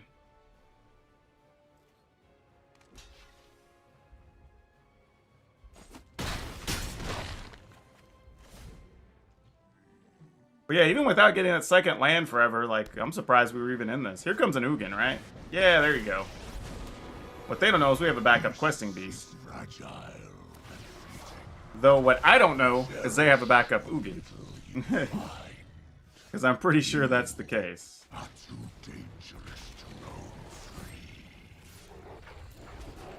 Because with them holding that many cards, I can't imagine at least 2 more of those aren't Ugin. I did all I deemed appropriate. Yep, told you. Sometimes you just know things, folks. All right, Zagreus. Oh, actually, Zagreus would be one more. I need a creature on the field, actually. is unwritten. Oh, that's not going to help. Yep. Zagreus would help here. Really big. Ghost fire. You are not a Zagreus, even a little bit. Creation.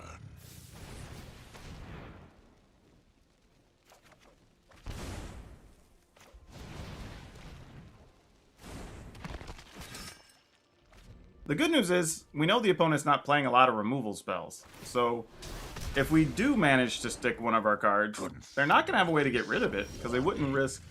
Oh my gosh. Wouldn't risk hitting a trickery into one of them, right? So we just go ahead and play this straight up. I mean, they'll have to -4 to kill it.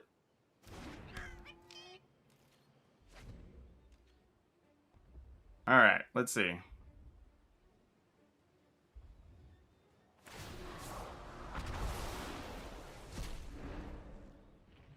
Silence. Okay. Opponent has a big pile of mana. To just blast us with? Oh, just a big Stone Cold Serpent. Oh, actually, we actually have enough mana now. Look at that. Sick. Boom. Got him. With Xaxes. Oh.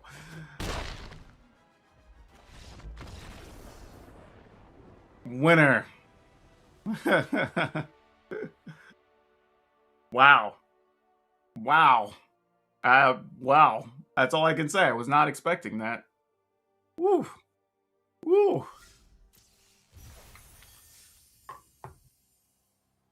So yeah, I'm going to say this so far today. I'm not sold on the trickery decks. At least not in standard. Because we've seen a couple of them where, one, when you hit another trickery, it's just terrible. Or really, if they hit another Stone Cold Serpent, it would also be terrible. This one, they got double Tybalt and played double Ugin, and we were still able to win. Right? That's pretty crazy when you think about it. So I don't know how good those decks are. And that's assuming, like, if I'm playing anything with spell counters, then that makes it even worse, right? Because they don't even have that many things you're worried about countering. So I don't know. Maybe there's a version that's actually just like better and more consistent. Because again, we're early. People are still testing stuff, figuring out what the best options are. But I'm not sold on it. Like, I would say of all the builds of things we've seen today, even the weird control-y things or whatever, at least I looked at those and went, okay, I kind of see where you're going and what you're doing. But I think the best things you can do already with the trickery are Ugins and Tybalts, right? So if you're already doing that, I'm not sure where else that deck goes. And the downside is you can't play real spells because you don't want to hit those. Yeah, I'm gonna keep that. Like, because you don't want to hit those with your trickery, right? So if you play a bunch of, like, I don't know, Heartless Axe or whatever, that's actually gonna end up being bad for you. Hammersturm Raider. We're just doing that for Berserkers. Okay, that's a way we could go. That's cool. I respect it.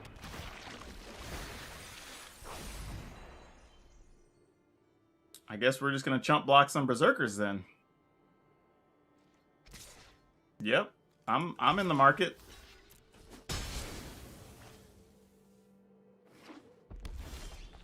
So you don't have to sell me hard on it. Man, I have a feeling this is just gonna die to, like, Scorching Dragonfire or something, but we're gonna do it anyway. Oh, no, it didn't. Wait. What's playing this card? Playing a Berserker and then doesn't have anything after that. Like, that's bananas. I probably should have used a Fable Passage there. What kind of deck is this? That's your turn 2? Unless you're using it just for the filtering? Wow. That's terrible. Like, what is... Why would you keep that opener? What there? I can't think of any opener where you have 3 lands, that little berserker, and you keep that hand. Unless the other cards are exactly everything you need, and you're missing just one mana of a single color that you don't have in hand. But even that seems weird. I don't know. All right, let's try another one. That's not really a game. That's just one where we got lucky. Or opponent got unlucky, I guess. But our draw was pretty good. I mean, we had something on 2, 3, and 4. We had a backup questing beast, and I think we even had another removal card in hand. So that's actually not bad. But like I said, like even with these games going long, like that previous matchup going way long, like we didn't even get a single poison counter on the opponent, but we still won. You know what I mean? That's why I don't call this a poison deck. It's still a death touch deck. Like the death touch effects matter more than the poison deck. Even being able to kill planeswalkers, you know, having 6 creatures that say effectively, if your creature's deal damage to a planeswalker, you're going to kill it. Like that matters. Like those words are relevant. Especially when you have haste creatures. Yorion. F you.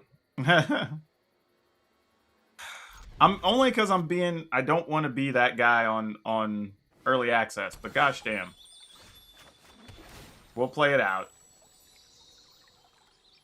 Hopefully this just goes quickly one way or the other. I don't really care, I just want it to be quick. Took a month, but now watching this, it's making me come up with weird... Well, yeah, that's the whole point. We should be coming up with weird deck ideas. Bunch of new cards just dropped.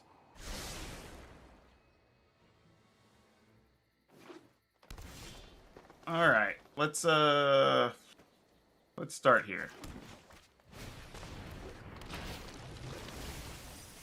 Alright, well they don't have a counter. Actually, this is the card I kind of want in this matchup, because if they don't deal with this, you could actually set your hand up pretty well. Like, being able to have that and just go get, like, questing beasts and stuff would be spectacular. Alright, I'll attack with the Mire Triton and see if you block. I doubt it. But you might be into that.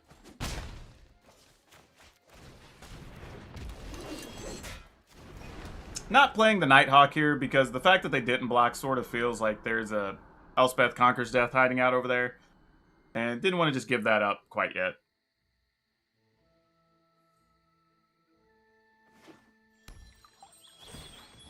You're not fun? That's not wrong. And again, Yorion decks are good. I have no problem with it. But hopefully they're doing something fun and different if you're going to bother playing it on early access.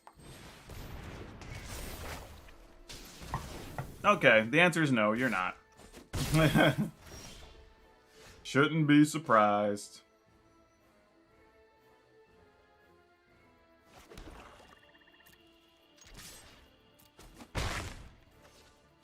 Alright, we'll let this get removed, and then we'll let them get max value with their Yorion next turn.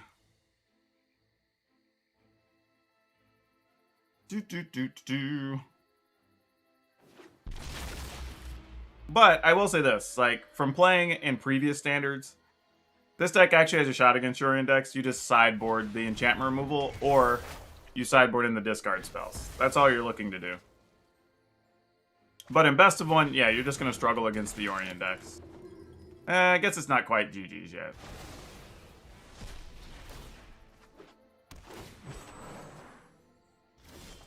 Bottom one's going to let you gain Death Touch. I guess we're not that worried about that.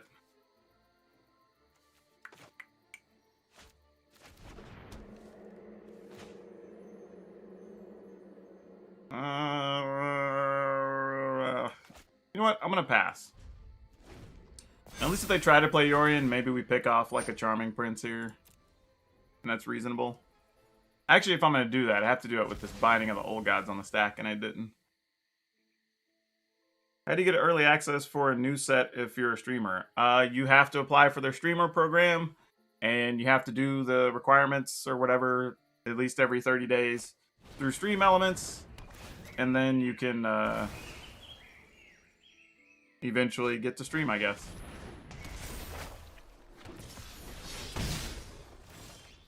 Alright.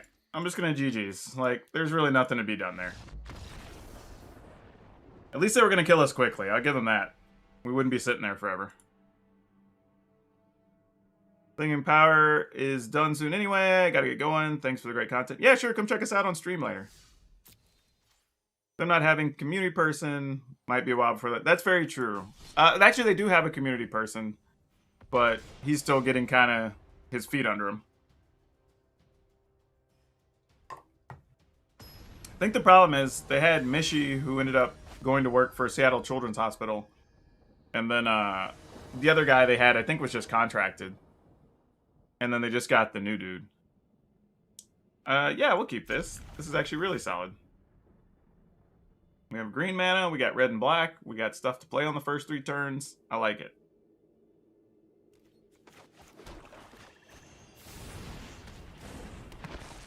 Alright, let's see how this ends up, though.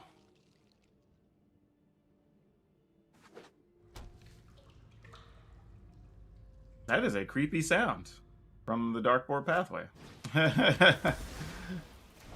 Oh, they don't even want to let us get started. Just killing stuff right out of the gate. Fair enough. Ooh, Zagreus flipping was not good, though.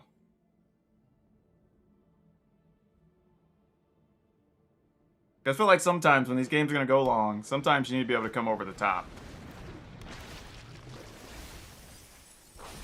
Oh, are they doing the same thing we're doing? They are. Well, that's something. Huh. Man, did they probably copy my list? I'm wondering. Because now I'm curious. I'm like, do they have porky parrots? I'm actually kind of worried about it now.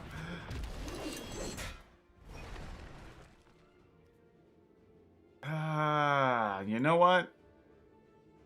No attacks. They might just have Zagreus. Might be the only thing they're playing red for. But I don't know.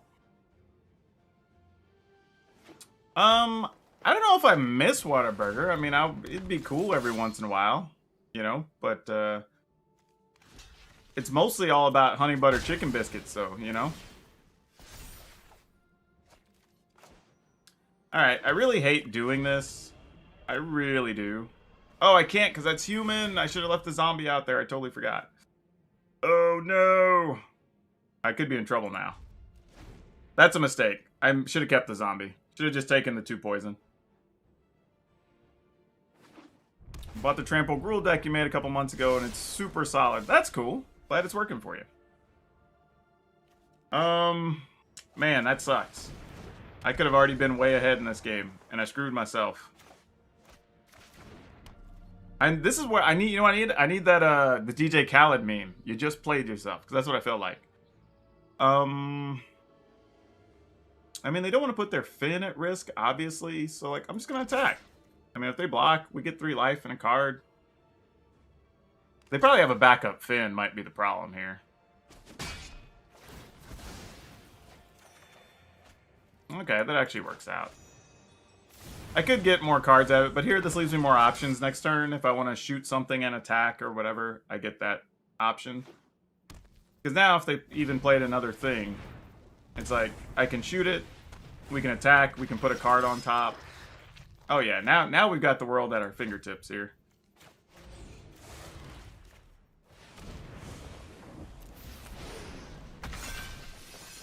Shoot that down. We'll attack. Deal the damage. Then we'll go look for something. Target me. Definitely don't want to target my opponent. What card do we want to get, y'all? Probably Hooded Blightfang? I think that's what we want. And then we'll just go ahead and play a land. Why not? And you're going to have to kill the Porky Parrot, or else life's going to be awful. So, I'm okay with that. What's my favorite standard deck right now? I don't have one. We're just about to get a new standard. Oh, Zagreus, you ain't nothing, friend. You ain't nothing.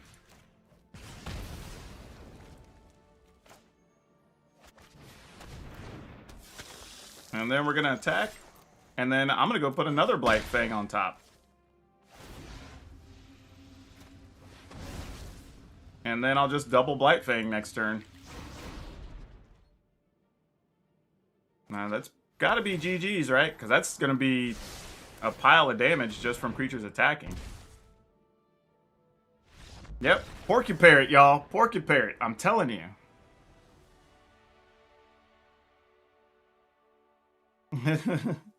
Oh, and I'll say this too, like we've played this deck in the current standard a couple of times, right? So I know people. I know. See, I was funny. Motorcycles. I almost said that, but I think people were gonna understand the reference. I was like, man, you ain't fat. You ain't nothing. Like, you know. But yeah, for those who don't know, that's the Weird Al Yankovic like intro to fat, like making fun of Michael Jackson's Bad because he did that at the beginning of the video. But it was like, man, you ain't bad. You ain't nothing. You know, like so. Anyway. Yeah, like both Porcuparrot and the Zagras do matter, right? For situations like that, when you're up against creature decks, like you can just get stuff out of the way and keep getting damage in. Even more so because you have Baragoth now. Like, just like what happened there, it's like clear the path, I get to attack, get a card. Clear the path, get my next card, right? And just getting tutors to set up my future turns. And then Zagras matters because, like you saw in the previous matchups, like if they do have just that planeswalker that's about to go ultimate or whatever, it's just like it's one more way you can guaranteed hit a planeswalker because that and the Blightfangs have the text that whenever you hit a planeswalker, you just kill it, you know, and that matters. So just saying, it sounds crazy, but those cards do matter and they're actually significant. So for sure, consider playing them if you're going to play it. Want to Tim the Death Toucher? Well, we sort of do that with the Porcuparrot. That's what we do. It's assemble your own pinger, effectively. And I'll be honest, I think otherwise, Porcuparrot's only really good in a, I don't know, limited set if you're drafting or sealed. But I don't know if it's actually what you want for something like Constructed. However, in this scenario, it works. You know, so I'm not going to say don't ever. You just got to find the right spots for things is all. That's all I'm saying. But yeah, this has been a pretty wild few hours, y'all. Like we've played a lot of different decks. And the only one I don't think I enjoyed so far was the Teamer Giants. Everything else kind of did what I wanted it to do. I mean, you know, they all have their issues one way or another. They're new decks, but like the cards that we put in did what we wanted the way we wanted. Giants, I think and not just me, I think all the Giants lists I've seen kind of have to go back to the drawing board a little bit to coming up with something that's more control-ish, but just uses like 12 Giants as your main kill mechanisms. Maybe one that like doubles damage, the one that like deals damage every turn. I don't know, maybe the one that like lets you tutor or deals 3 damage. I mean, lets you draw 2 cards or deals, you know, maybe something like that. Like there's some combination that probably works well, but I think we'll have to figure that out, what that really looks like. The Elves deck, Abzan Elves, played very fast, did big things. We're excited about that. We ran into some other Elves variants that were okay, but they were very slow. Like ours was pretty good, and we even survived like 3 board sweepers in that game? We're playing the Elves, so that was actually pretty good. What else? The Gods and Legends deck. Super cool. Enjoyed that a whole lot. Been more excited about Jeskai for Giants than Teamer. I'm not excited about any Giants. Like, and I wanted Giants to be good, but so far I'm not on the Giants train, let me tell you. But yeah, the Gods and Legends deck worked very well. Big fan of that. Worked out as we expected, so that was very cool. What other decks did we play today? We didn't play Clerics. We did play the Orzhov Angels. Angels worked great. I say great. They were great as far as we wanted them to be. Again, the cards all did what we wanted to, interacted the way we wanted to. And that's all you can really ask for. You know, so I'm good with that. What else did we play today? We went through a lot of decks, it feels like, in such a small window of time. But, oh yeah, and then, like, the Death Touch deck, obviously. I feel like I'm missing one that we played. There's one in there somewhere. I'm not... Oh, the Dwarves and Dragons deck. That actually was surprisingly consistent. I thought that was going to struggle a lot more. But it really had good ways to finish. The new dragon, the Goldspan dragon, great in there. Really does some things. Um, even not playing it as aggressively as I probably should have, we could still be doing a ton of big things with that deck. We could have done even more than we did. So, yeah, that it might be legit. I mean, we don't have like I know people look at that type of deck and say, "Yeah, but you don't have one drop things." It's like, fine. You know, sometimes you're playing a Bone Crusher into a like Rimrock Knight into like two dwarves or something, right? And then generating treasure and then trying to start going off the next turn, right? Sometimes that's your plan. It's not always, and even the decks where we are playing creatures, sometimes you just don't get a turn one creature, right? Like that's fine. It can still do what it's trying to do. I think the problem is a lot of people get their mindset on a deck has to look this way, right? They have their idea on what a deck looks like, and it has to always look like this if it's this type of deck. But the reality is, when you have cards that are doing things so different, your decks has to look different to accommodate that, right? Like when you're playing something like the Dwarf and Dragons deck, it's like you have all these different ways to generate treasure, and you have Terror of the Peaks that are dealing damage, and you have a chance to possibly do something with Gadrick, and like there's all these other things happening that the deck's just going to look different, right? You're not trying to go turn one thing, turn through thing, turn three thing, right? Because that's not the way that deck wins necessarily. But you might go 2, 3, 4, two things on 5, big thing on 6, and the game's over, right? That's a real thing that can happen. Or like Magda, you get a bunch of treasure, then you go get a dragon, like whatever. There's a billion things. The Skiz says, loving the content, just popping in to wish you a fun stream. Would stay, but I promise I'd show my kid videos of Among Us fails. Sure, Skiz, if you want to, check my link down in the description below. I'm going to be streaming over on Twitch, doing this some more at either 7 or 8 o'clock Pacific time, and then I'm going to play probably till at least midnight or beyond. So feel free, for those of you that got here to the stream late, come join us over on Twitch. We're going to be showing off all the other decks that I built that are up on the channel. That playlist, by the way, it should be nearly loaded out now with 20 decks and another 2 more that are going up tomorrow. And I have even more decks that didn't even make the videos because I just ran out of time. So there is a lot of stuff you can build with Kaldheim. So don't think that like, oh, I have to build this way or have to build this that way. There's a lot of options. Don't restrain yourselves. There is a ton of stuff you can build. Like I said, I still have like Nio. Like the first decks I'm probably going to pop open when we get to Twitch tonight. I'm going to play Nio Winota, Rakdos Berserkers, maybe the Rakdos mid-range. I know because people want to see it. I'll try the Abzan party deck. And then we'll probably go from there after that. We'll probably leave it open for what we're going to play. But yeah, there's still a lot of options, So just be sometimes just what does the chat want to see, and then we'll just roll those out. But lots of cool stuff, lots of fun stuff. All the new cards work the way we wanted.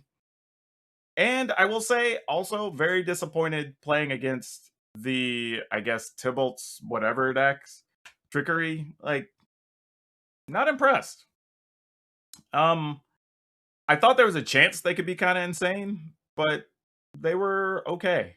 I mean, and maybe it's just because the best things you can do aren't game enders. Like, okay, cool, you got Tybalt, but it's like, all right, now what? You know what I mean? That's sort of what it felt like. Like, okay, well, you can kill my creature, but then your Tybalt doesn't do much the next couple turns. But it's like, well, you just built up, and then I'm attacking your Tybalt, so now you're trying to manage your counters. So, I don't know. Or if the opponent just has, like, a Bloodchief's Thirst, like, that's a thing. New to Twitch, I'll give you a follow. Glad you were recommended to me recently. Hey, well, I'm glad. Whoever recommended you, or however you got here, welcome.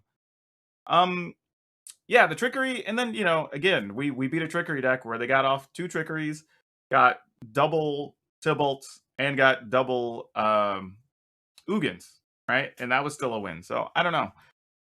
Fortell was kind of interesting. I don't know if I'd say...